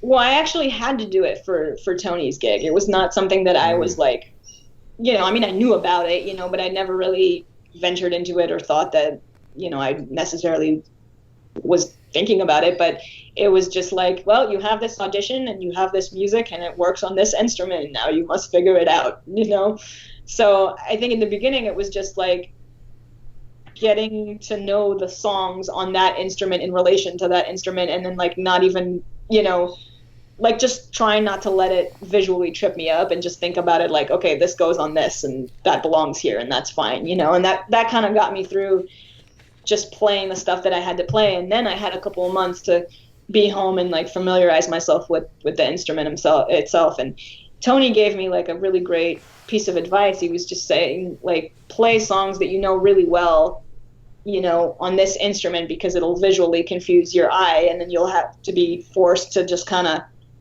relearn what it looks like with this extra string, because everything looks like it's one string over from where it should be, right? So you're just kind of like, okay, I know this Bark at the Moon riff pretty good, and it's just like, it looks a little different, but like, let me just get that in there, and eventually it, looks to you like, it doesn't look like a 6, but it's as familiar to you as a 6 would be, Right. So, and you start going back and forth, and it's just kind of like, to me, it's just another instrument, it has a slightly bigger range, and that gives you other options, but I don't really see them as like wildly different instruments. And then everybody started calling me like the 7-string player, Nili Brosh, and I'm just like, I didn't even think about that. It's just like, here's an instrument I used for this gig, and now some of my lines go into that territory because that's what I got used to. So now it's in this record or whatever, but it's, it's just all part of a bigger picture. So to me, I don't really think about it like just one lower string.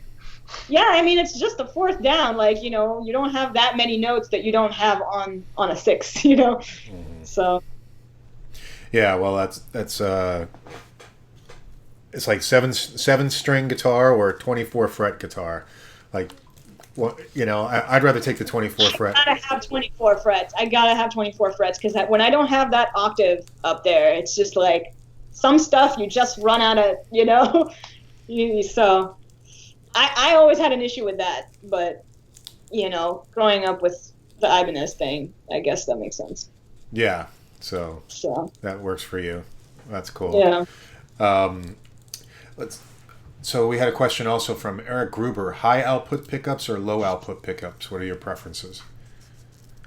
Usually they're pretty high, but every time I play a guitar with lower output pickups, I'm just kind of like, oh, I need this too, because like just the dynamics that you can get from that you can't, like, it's so, yeah, situational for me. But like I end up, with the stuff that I've had to play, it just usually gravitated sort of to the higher output.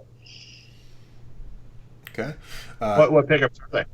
What's that? What pickups are they specifically? Do you know? So now I'm using, I have an EMG 5766 set in most of my 7s, and I've gotten really used to that. And it doesn't, they don't feel like actives to me, you know what I mean? Like just when I play them. So I think that's why I like them, because they were like the best, like they were introduced to me as like, here's your transitional choice, from the passive world, but then I'll pick up a guitar with like some nice DiMarzios in it, and I'll just be like, well, when you roll off of this, it's a totally different thing, So, yeah.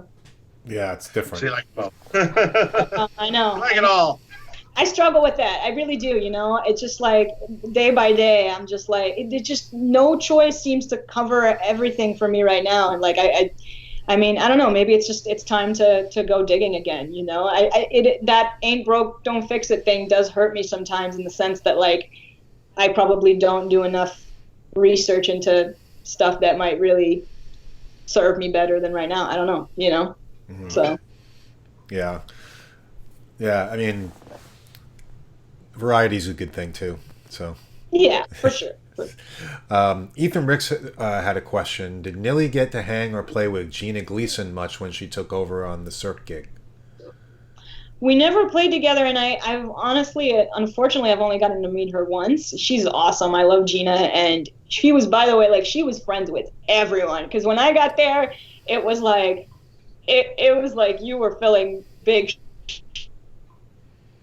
Everyone see why, you know what I mean? So I don't make friends with everyone, or else I'm the bitch compared to Gina.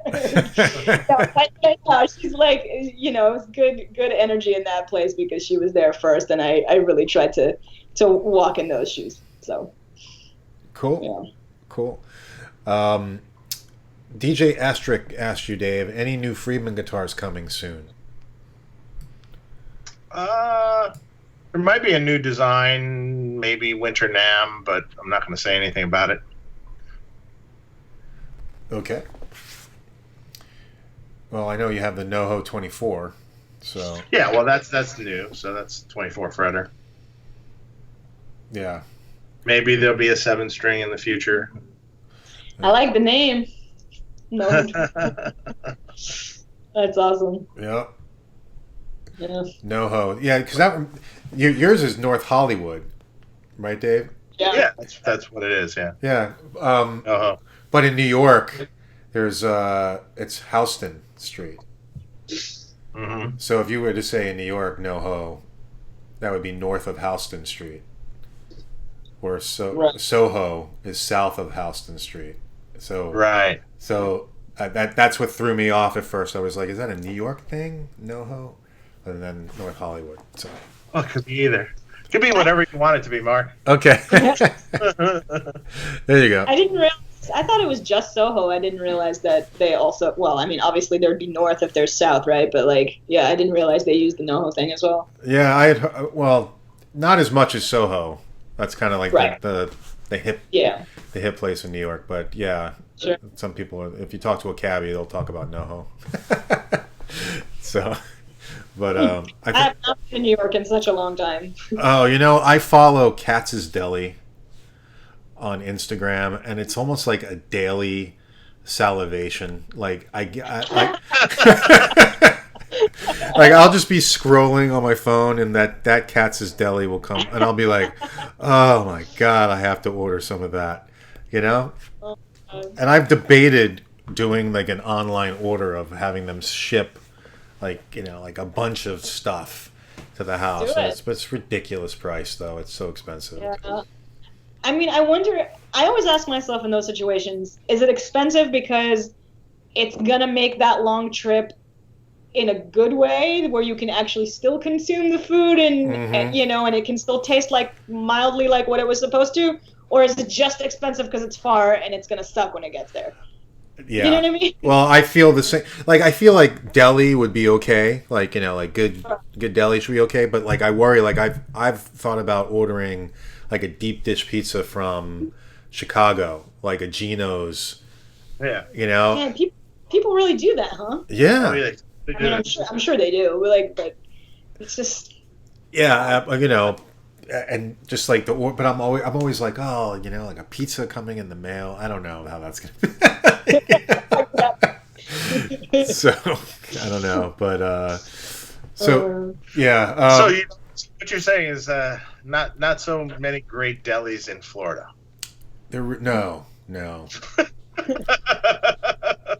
No, the delis are really lacking in Florida. That's for sure. I mean, someone recently posted a picture from Cantor's Deli, and I was like, oh, I want to go there.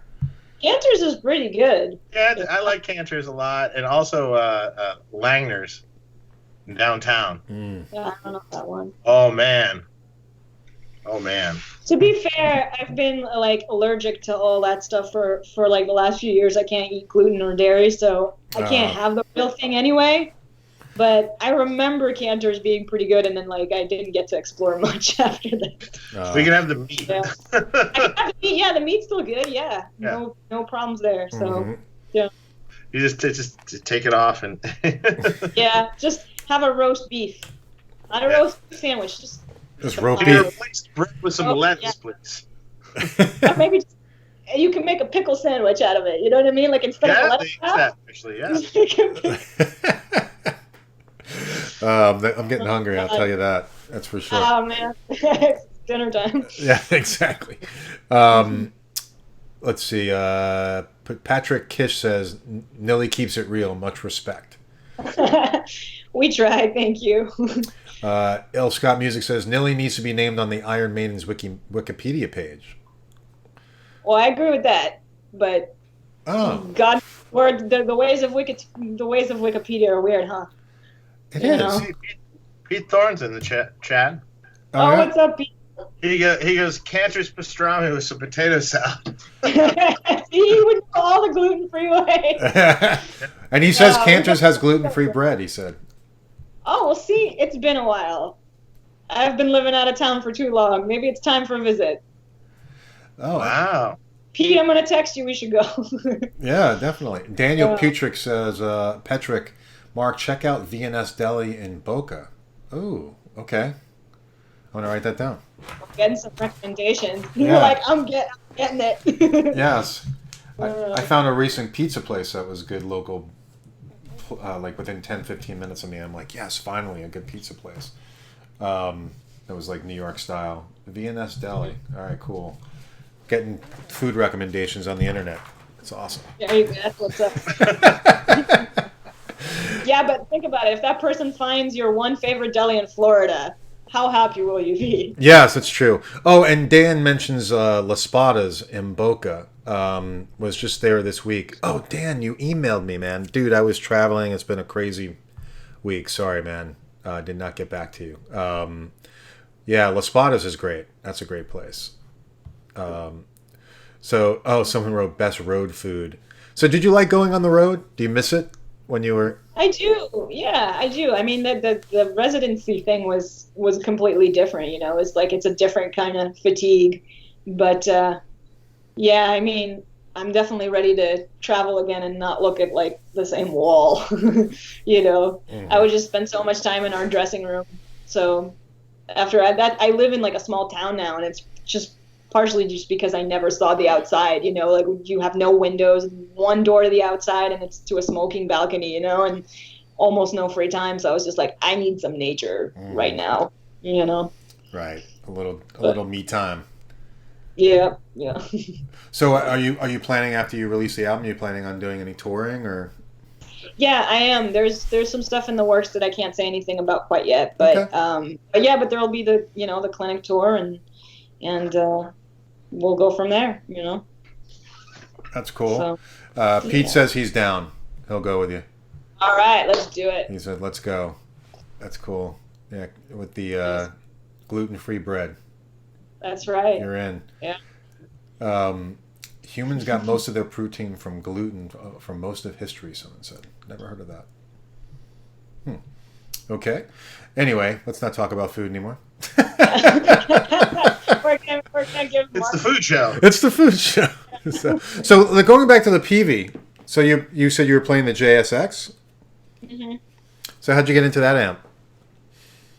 You know, one of my bandmates in college had that head, and I mean, partially it was just that his name is Sabi Saltiel, and he actually mixed and co-produced my last album, but you know, part of it was just him being such a good musician and sounding good through anything. But I just remember hearing that amp for the first time, and I was like, this thing like has some potential that, and you know what? I've heard it sound not that good too a lot of times, and I've seen people dial it to different directions, and I'm like, this amp has so many sweet spots and potential, and I've again like seen it used not that well, but I feel like I've always had like good luck with it. So. Yeah, well, we had James Brown on the show who designed that amp, who worked at PV. So he's a cool dude. He worked on the 5150. Another great amp. Yeah. Yeah. So and then he worked with Joe on the JSX. So that's Yeah. cool. Yeah. We have a question from Deja Blue. Nili, use any Friedman amps? I mean, I never really got to use any of them extensively, but the Butter Slacks has been my favorite one. I got to use that on a couple of things, and I really like that amp, as many of your other amps, but that's been my favorite. Cool. Until I try, New ones, yes. yeah, exactly what you guys are talking about now. So. Yeah, well, the Synergy, we have a question from L. Scott, asked, have you tried out the Synergy system? No, I haven't. Do you know about the unit? I don't think so. Oh, okay. Am I gonna get lynched for this? So I don't know. No. Okay. It's kind of like the modules, the preamp modules. So Steve Vai is using them now as well, and but like the old Randall, they had the preamp modules that you take in and out. So Synergy's that updated version. Yeah, updated version, and it's awesome. Sounds great. So Steve Vai is coming out with a signature nice module as well. Well, that shows you how out of the loop I am. It's okay. It's all right. You're too busy playing. I definitely know to beat it solo. Yeah, by now I would hope so, right? If I don't, I'm at the wrong. What's funny is like there would be like clicks with the songs, obviously, and there would be like a count-in, right, into every song, which after a while it was like, well, I know where in the show we are, but at Beat It, there would be another count-in right before the solo, and I was just like, if you don't know where you are at this point in the show, you should not be on stage. Like, but it's just funny. Yeah. That they leave, because it's, you have a show where there's no band and no MD on site, and like the people that you're really dealing with on a day-to-day basis don't know anything about music or guitars, and like some of the choices you're just kind of like, okay, that's interesting. Yeah, but pick your battles. Right. Exactly. Yeah. We have a question from Frank Quinn. How did you like jamming with Andy Wood, Paul Gilbert, and Andy Timmons? It was very scary. I mean, it was awesome, but like, man, I felt like that situation hit me like a ton of bricks. When was that? So I'm just glad I survived. I missed that. When was that? It was a NAMM, this last NAMM, actually. Oh, okay. Yeah, that's a hell of a bill there to be thrown into. I know. I was opening the night. I was opening with my band, and I was like very glad to not have to go after anyone.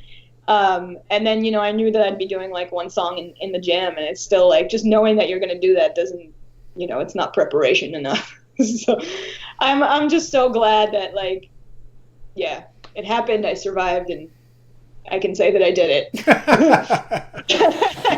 But no, I mean, I love all those guys, of course, like they're all heroes and everything. So I guess like the chance that you'll be happy with what you did is so slim, right? That's a tough spot to be in.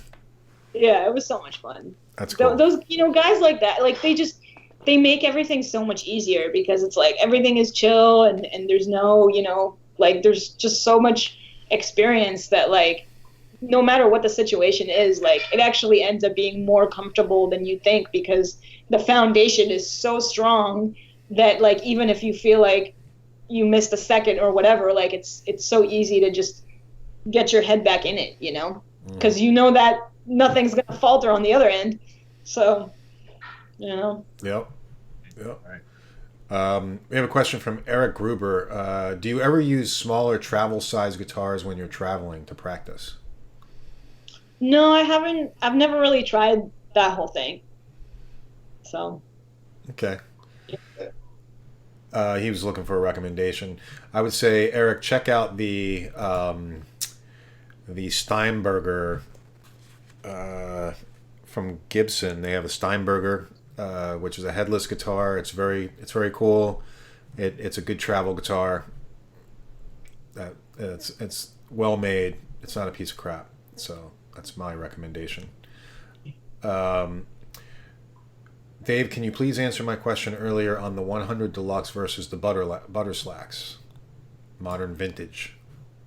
Well, he was saying on his Butter Slacks, the tone was a bit bright and fuzzy for him up high gain, and could the Deluxe get a similar sound, but be a little less of that? I think the Deluxe is a little smoother in general.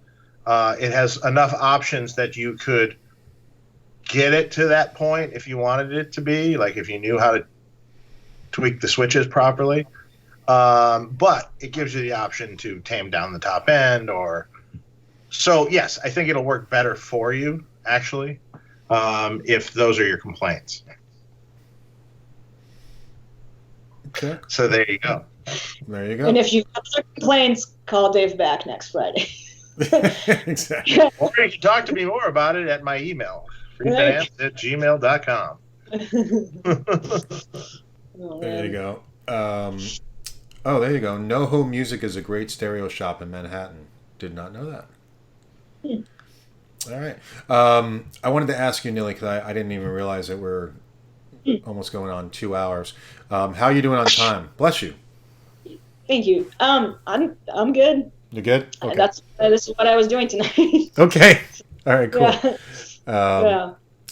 Yeah. Pete Thorne wrote. I just saw him. He wrote, Nili, Dave didn't tell me you were on today. Sorry. Nothing to do with that one. Yeah. So I know there was a question earlier, and I'm just missing it. But what's your pedal board like? It's not very extensive, if I'm using the JSX, again, like being like a tube amp person, like most of my tone comes from that. And I do have the EP booster as kind of like an always on pedal, at least for leads. It just like creams up that JSX tone so nicely. But, I just like to have a delay. I use the carbon copy, compressor, Dynacomp, usually just for clean stuff sometimes. Sometimes I'll have a chorus if the clean stuff needs a little bit of that volume and tuner. But I'm not like, unless the situation calls for it, I'm not usually digging into like textures that much in most situations. Mm-hmm. So it's pretty simple. That's cool. You know what? I got a new tuner today that I'm really excited about. I want to show it. The new Strobo Stomp by Peterson. Mm. I do not know how to read those Peterson tuners. Like, I don't know what it is. I will never understand that thing that keeps on moving. It keeps moving, and then when it stops moving, then you're in tune. Man, I guess I'm never in tune. I don't think I've ever seen that thing stop moving. You're right. It's Timothy Pierce has a question. Will the B100 be discontinued with the Deluxe? Yes, it's discontinued currently. So the new Deluxe took its spot. So Is that it does everything the old one does. There's nothing the old one does that the new one doesn't. So, well, except the clean channel is different on the two. So. Mm-hmm. Which is debatable, which is better, because now it's got the Plexi channel, which is awesome. Yeah, and I actually had someone complain about that too. What'd they say? So forever, the clean channel, the clean channel is too clean. I wish it had some grit. So then I put the dirt channel with some grit in it, or clean channel with some grit in it, or the ability to get the grit. And then someone's complaining that it's not clean enough. That's not clean enough. They can't win. Bang my head again. If you want clean, buy the BE50 Deluxe, which has a clean channel. There you go. There you go. There you go. You provide everything for everyone. It's just that people like don't, just buy more amps. That's how you solve the problem. Perfect. Exactly. Buy multiple ones. Not providing them, they just have to get more than one. Everybody just wants every feature into one amp. Pristine cleans. See, I love your attitude about this. Buy more. Buy more, exactly. I mean, I don't see a problem.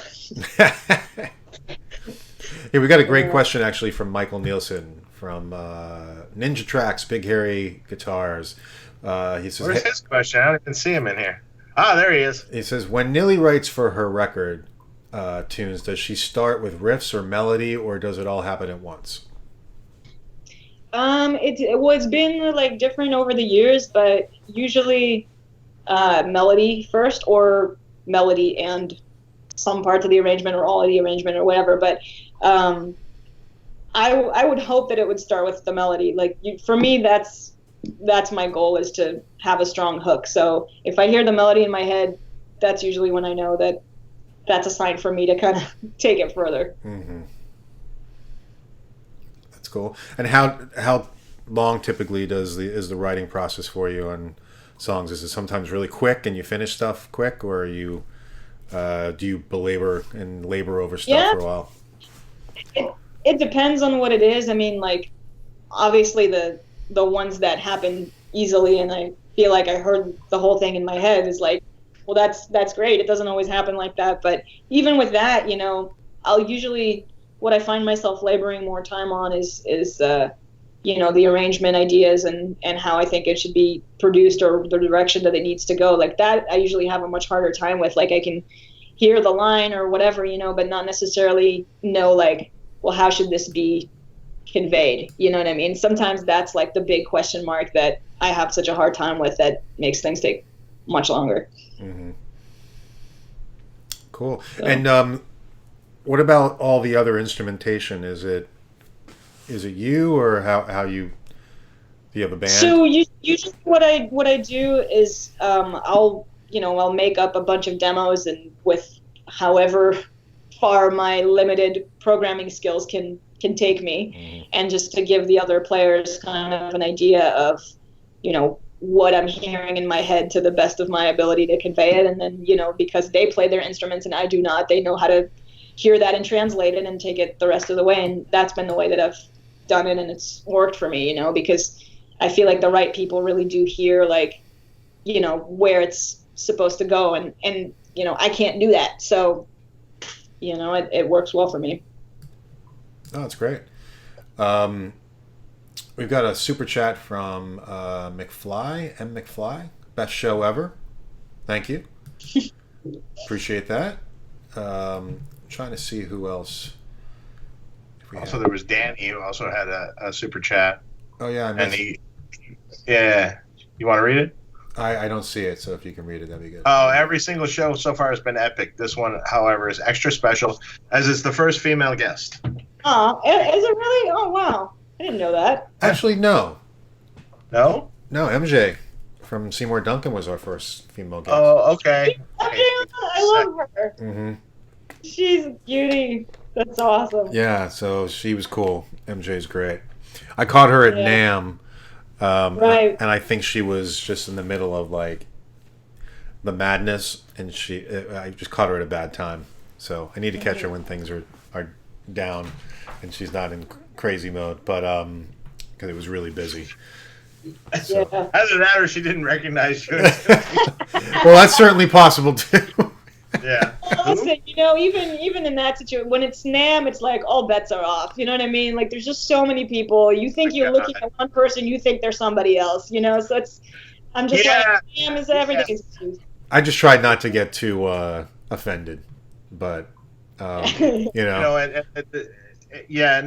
I'll often talk to people for apparently extended periods of time, and then talk to them after NAMM is over and stuff, and I go, I don't know, did I see you at NAMM? I don't exactly. and they're like, yeah, I talked to you for like an hour. Oh. Was it a good talk? Was it? Did we enjoy ourselves? What point in the day was this? So here's How many cocktails have I had before by then? Exactly. Here's a funny question, or actually a funny exchange. So BMO says, "What's the sweet spot on the JSX?" And Deja Blue replied, "The sweet spot on the JSX is when Satch or Brosh plays it." Oh, yeah, you're too kind. You're too kind. But what is the sweet spot on the JSX, if you could share? Well, I mean, you got to lay off the high end and you got to lay off the gain some, like regardless of whether you're on the crunch or the ultra channel, you got to kind of play around with that. And I think it's also a combination, like I think it sounds really great with the EP booster in front of it. I know I've said it like 3 times, but it's kind of a part of the tone for me now. It's a great pedal. It is. It really is. It's of course it's always different, like live and recording, but like when recording it with the right, like, I think a ribbon mic actually works really well, and it like doesn't give you that like harshness that like, if you use like a 57 by itself or something, you know what I mean? Like I find that like high gain amps that are already so bright, like that just makes it so much worse. So I have a ribbon mic that I use. It's the Voodoo SR1, and it's such a badass mic. It just makes everything like so, like that's the frequency range, like. So I don't know. I've just again made it work and just kind of never looked back. So cool. Michael Nielsen asked, he's sorry if he missed it, but did you track the guitars on the new record with the JSX? I did, yeah. Or am, yeah. Yeah. Oh, you am. You are. I'll be right back. Okay. That's cool. Let's see. Dave, get her a butter slacks. I'll say that again when he's back. What? What's that? Or the new amp. Or the new one, yes, exactly. I mean, I'm not going to complain. You're not going to say no, that's for sure. I'm not going to say no. I mean... What speaker with the JSX are you using, they want to know?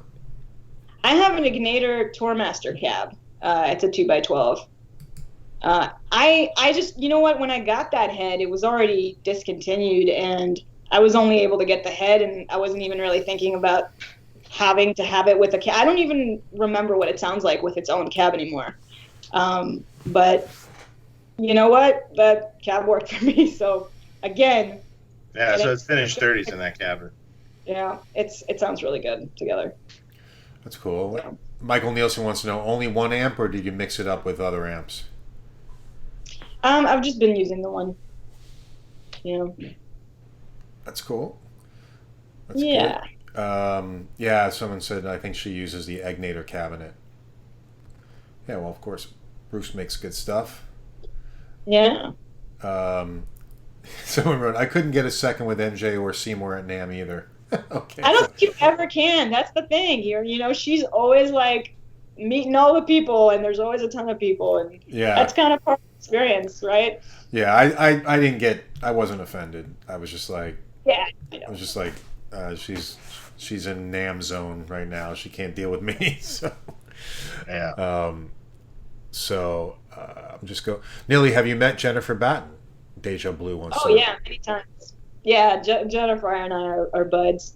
Yeah, Jennifer's so cool. She's like the most honest person ever. It's so great. Like she will just tell you like it is, and it's really great if you're just like talking about career stuff or like working on something or whatever. It's just like it's so much easier, Mm-hmm. And she does it in a really funny way. So that's cool. Yeah. Where's she's from? Isn't she from Boston, or she's from that area too, right?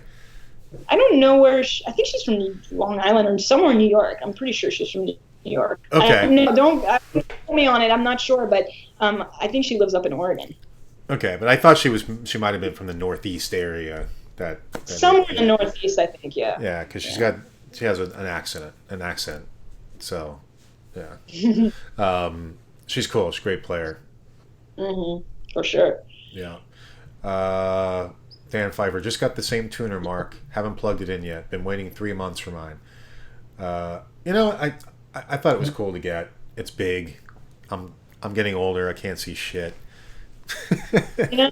It's important. You got to see it. Yeah, it's a big LED. It's like, okay, I think I can see that. Yeah. So, oh my god. Anyway, I'm looking to see if there's other questions that we've got. Dave, did you see any others? D's is something. He goes. Well, it's CZAY. How do you how say CZ Zay. Zay. Am I getting? Anyway, yes, is the B50 Deluxe. I have the B50 Deluxe. Is the BE100 Deluxe markedly different?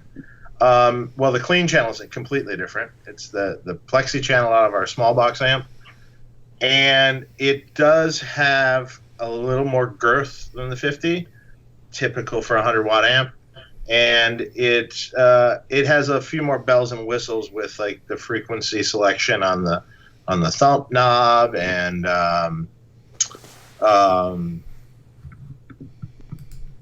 well, I mean, just a few more voicing switches that it's almost the same.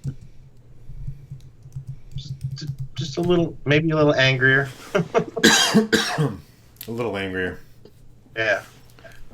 It depends on what you want. If you want that plexi clean channel, then you might really want that amp. If you already have the Deluxe and you like the clean, more Fendery clean, then you might not really need it. Does the 50 Deluxe have the overall global volume as well, or no? It does not. It does if you turn the effects loop on, but then it would be on the back. So, and there's a little different feel to the 50 too. It's a little squishier, a little more compression to it.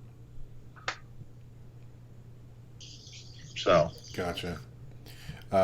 Steve Rayburn says, which ribbon mic was that you mentioned? What, from Voodoo? It's the VR one. Yeah. The VR one. Okay.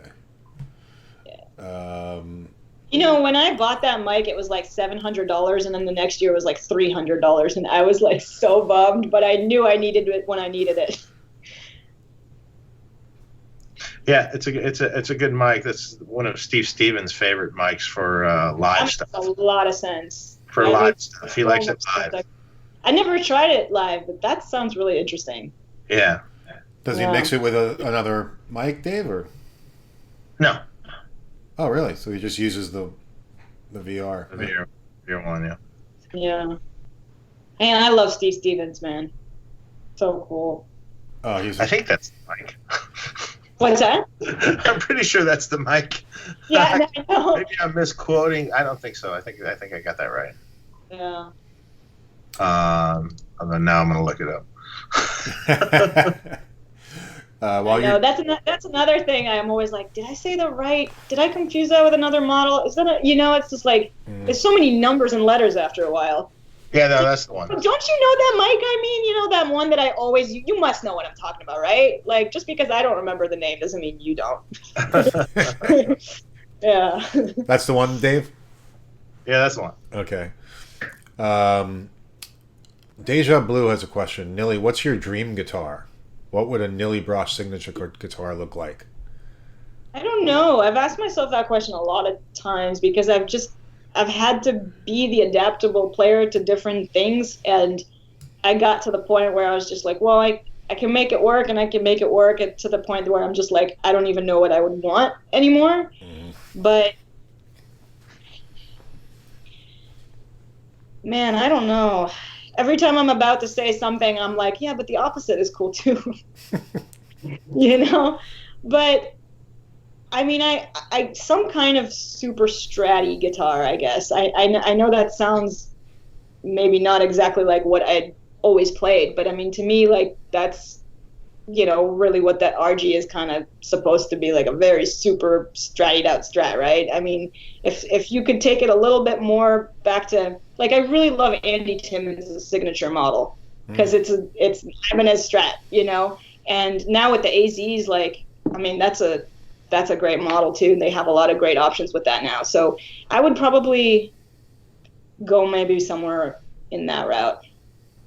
So I don't know, man. It's like I'm finishing that sentence, and I'm like, I don't know. Would it be 7-string or 6-string?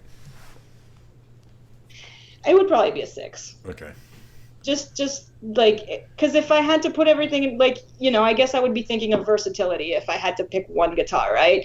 So just to get the multitude of things to work. Because, certain things are much harder on a 7-string just physically. Like it's much harder to play funky rhythms on a 7-string. Like, it's so hard, to mute that wide of a scale.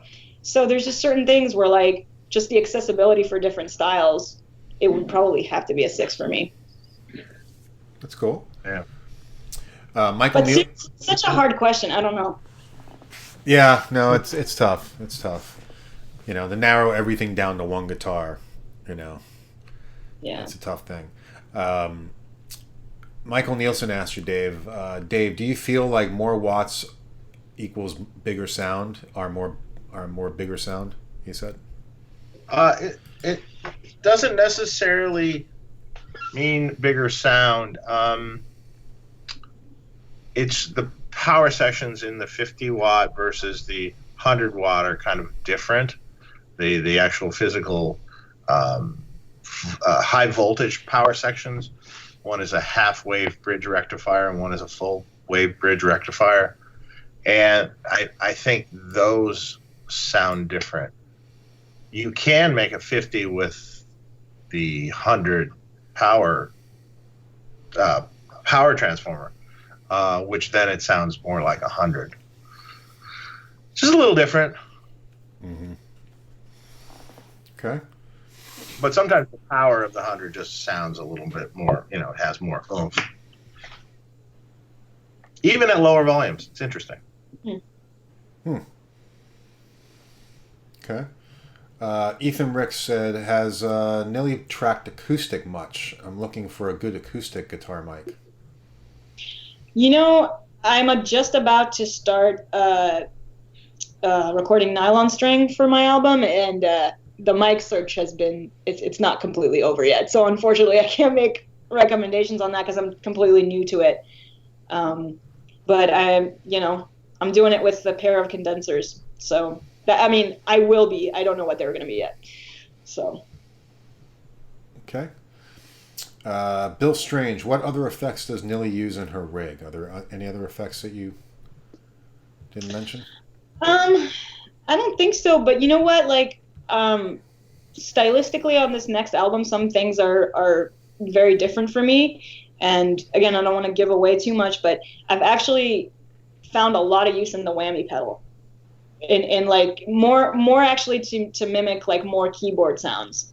But like just messing around with that pedal, like it's so like there's just the sky's the limit, so that's kind of the new thing that I'm experimenting with. It's more to just like solve a specific sonic thing, rather than now this is going to become a part of my rig. But that is kind of the way that I arrive at new gears, if it's supposed to serve a specific purpose, because I wrote something that needed it that I wasn't sure how to get yet. But yeah. Cool. Modern Vintage has some questions here, several questions. Sure. He was wondering what other high gain amps that I like other than mine for a metal focused player. Stuff I like. I like old Soldano amps. I think are really cool. They have a certain thing about them. Yeah. They have a certain tone to it. To be honest, for some metal stuff, Angles can do a really cool thing for a metal tone. And there's several of those that I've really liked that were really cool. And he also, thoughts on Fortin amps also he asked. Fortin amps are cool. Mike does great stuff. Sugar amp's cool. The Cali series. His other amps, he makes also great, in the vein that you're talking about. Great sounding amps. Yeah. So there's a lot of choices. In the metal scene now, there's a lot of choices. Yeah. You know who else? There's been a few Fryette amps over the years, or VHT Fryette amps over the years that have been cool also for like heavy stuff. I was going to mention KSR. KSR also, yes, I forgot about Kyle. Yep, absolutely. There's so many companies that make great 3-channel high gain stuff now. Yeah, Yeah. So, sure. There's many and yet less than there used to be. Kind are of. there? I didn't know that. Maybe not. Seems like there's less. Sometimes you don't hear about them as much anymore. Well, there's certainly like the bigger names aren't doing it really much these days. Like Marshall's not doing it. Michael Nielsen has. Have you ever tried making a huge 200-watt Friedman major or something crazy like that? No, but I have modified a couple 200-watt Marshall majors, and those were just brutal. Oh my God. It's like a freight train hitting you when you smack the chord. It's really cool. Like in the beginning of Back to the Future. Right, exactly. It's like, yeah, sort of like that. Yes, exactly. Is it clean? Is it like? No, it's just so percussive. Yeah. It's just hit one, smack the low E string, and it's just like, bam. Yeah. Really cool. See, that's why you need tubes. Yes.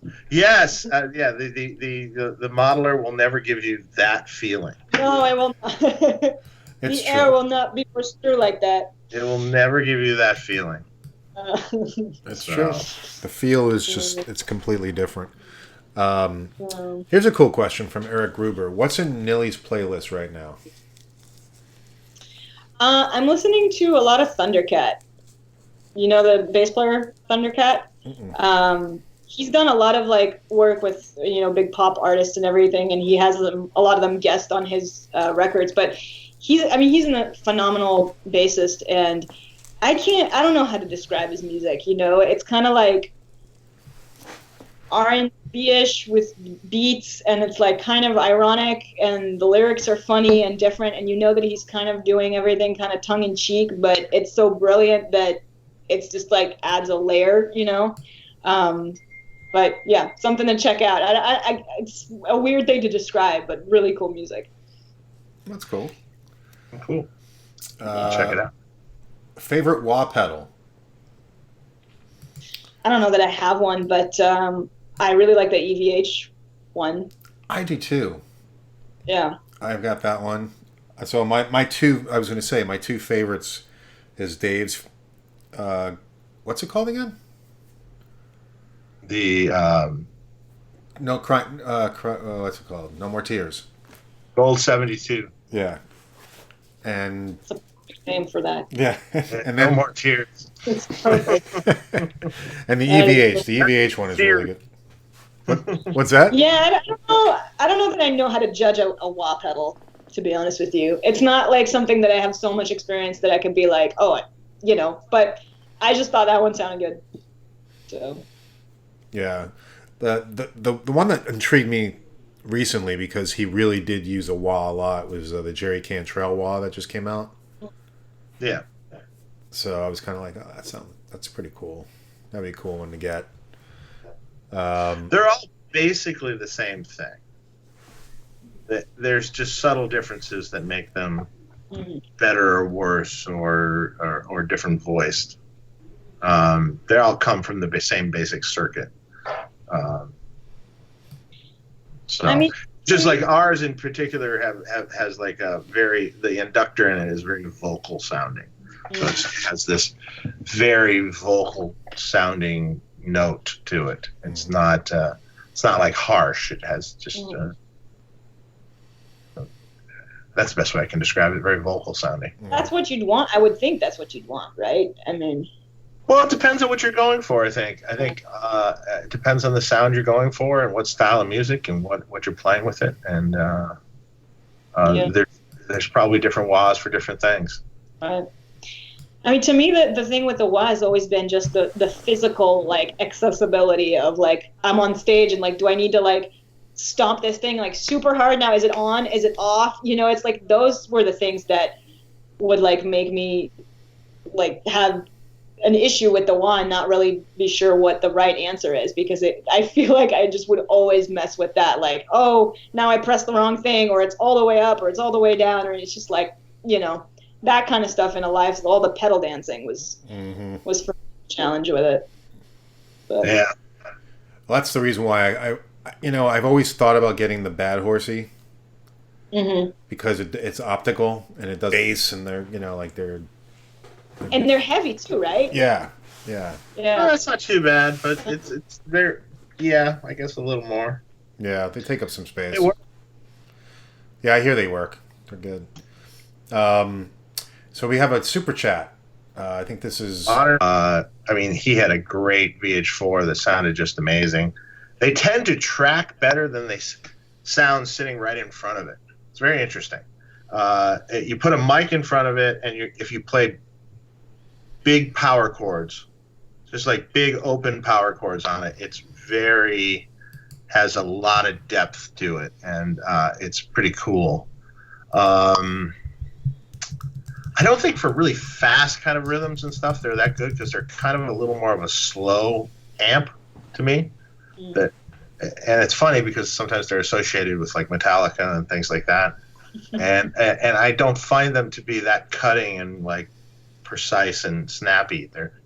But big, huge power chords, they sound great. They record great. So hope that answered it. I've got the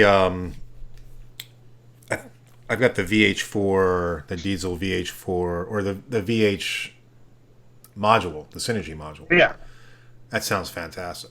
Yeah, it's great. Yeah, it's tight. It's good. Definitely different. It's different than. It's got a different voice, no doubt. I just totally freaked out because the broadcast stopped. Oh. But yeah, just for a second. But then I resumed and everything was fine. We were just buffering for a moment there. For whatever reason, the good old internet. It's telling us we're done. Yeah, the internet. Yeah, someone wrote. Pete wrote, "Have a good night, y'all. Time to split." I think we're wrapping up too. Pete. Yeah. Thanks, Pete. Have a good night. Thanks for tuning in, man. Yeah. Yeah, I think we've gone through a ton of questions, and we did good. That was a lot of tone talking. That was a lot of tone talking. I like that. Yeah, we did what we came here to do. Yes, we were on a mission and we did it. Occasionally it's tone drinking, but that's it's Friday night. Yeah, no, I like I said, I had it in mind. Oh, you know what, Dave, I took a picture of this earlier. Have you ever heard of Founder's Breakfast Stout? Yep. Did you ever see the picture? The picture was. Yes, I've seen it. Okay, I got to show Nili. This was in the beer section. I mean, I don't know if you can see it. Wait. What? Oh my God! That's so creepy. That's the beer. That's the beer. Yeah. I'm like, what the? That's great. And it says breakfast stout, double chocolate coffee oatmeal stout, and it shows a little kid eating oatmeal. I didn't buy it, but love it. Yeah, that's a beer for an empty stomach and a long night, right? Yeah, man. Wow. The breakfast beer. Wait, someone said, "Oh man, still out." Did it stop again? I think we're still here. I think so. No, we're here. We're still live. So, anyway, well, Nili, thank you so much for joining. Can you tell folks where to join? Where to find your stuff and see your social media and join your fan page and stuff like that. Sure. Yeah. So, most of my handles should be Nili Brosh. That's NILIBROSH. The Facebook one is Nili Brosh Music. And then it's dailybrosh.com, and I'm active on the socials with all the news, and should be easy. I hope. Cool. Yeah. Oh, great. Well, easy to find. Yes. Well, you guys check out all her stuff. Look out for her new album coming out, and we thank you for coming on. Really appreciate it. Thank you. It was so much fun hanging out with you guys, and like Dave, as you know, like I'm such a it's not with you like that. Thank you guys. Well, thank you. And everybody have a great weekend. Our next guest, I have this. Our next guest is, hang on, is Dr. Z on August 9th. And then, following that, we are going to be scheduling Steve Vai. Oh, nice. Yeah. So Steve will be coming on. Sometime in August. Sometime in August. We heard from him. So Steve will be booked soon. And so, Dave, I'll be in touch with you about dates and stuff. So. Yeah. I think the only time 20th or 21st area I'm not available.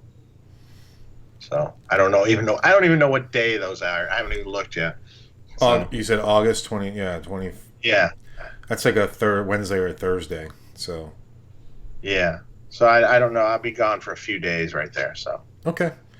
All right, we'll work it out. But like I said, August 9th is Dr. Z, Mike from Dr. Z. Really cool stuff. And then we'll get Steve Vai scheduled. So everybody have a great weekend. Nili, thank you very much. You guys, Dave, it was awesome. Yeah, hang out 1 second while I hang up. And Dave, you too. Everybody have a great weekend. Thank you. Bye.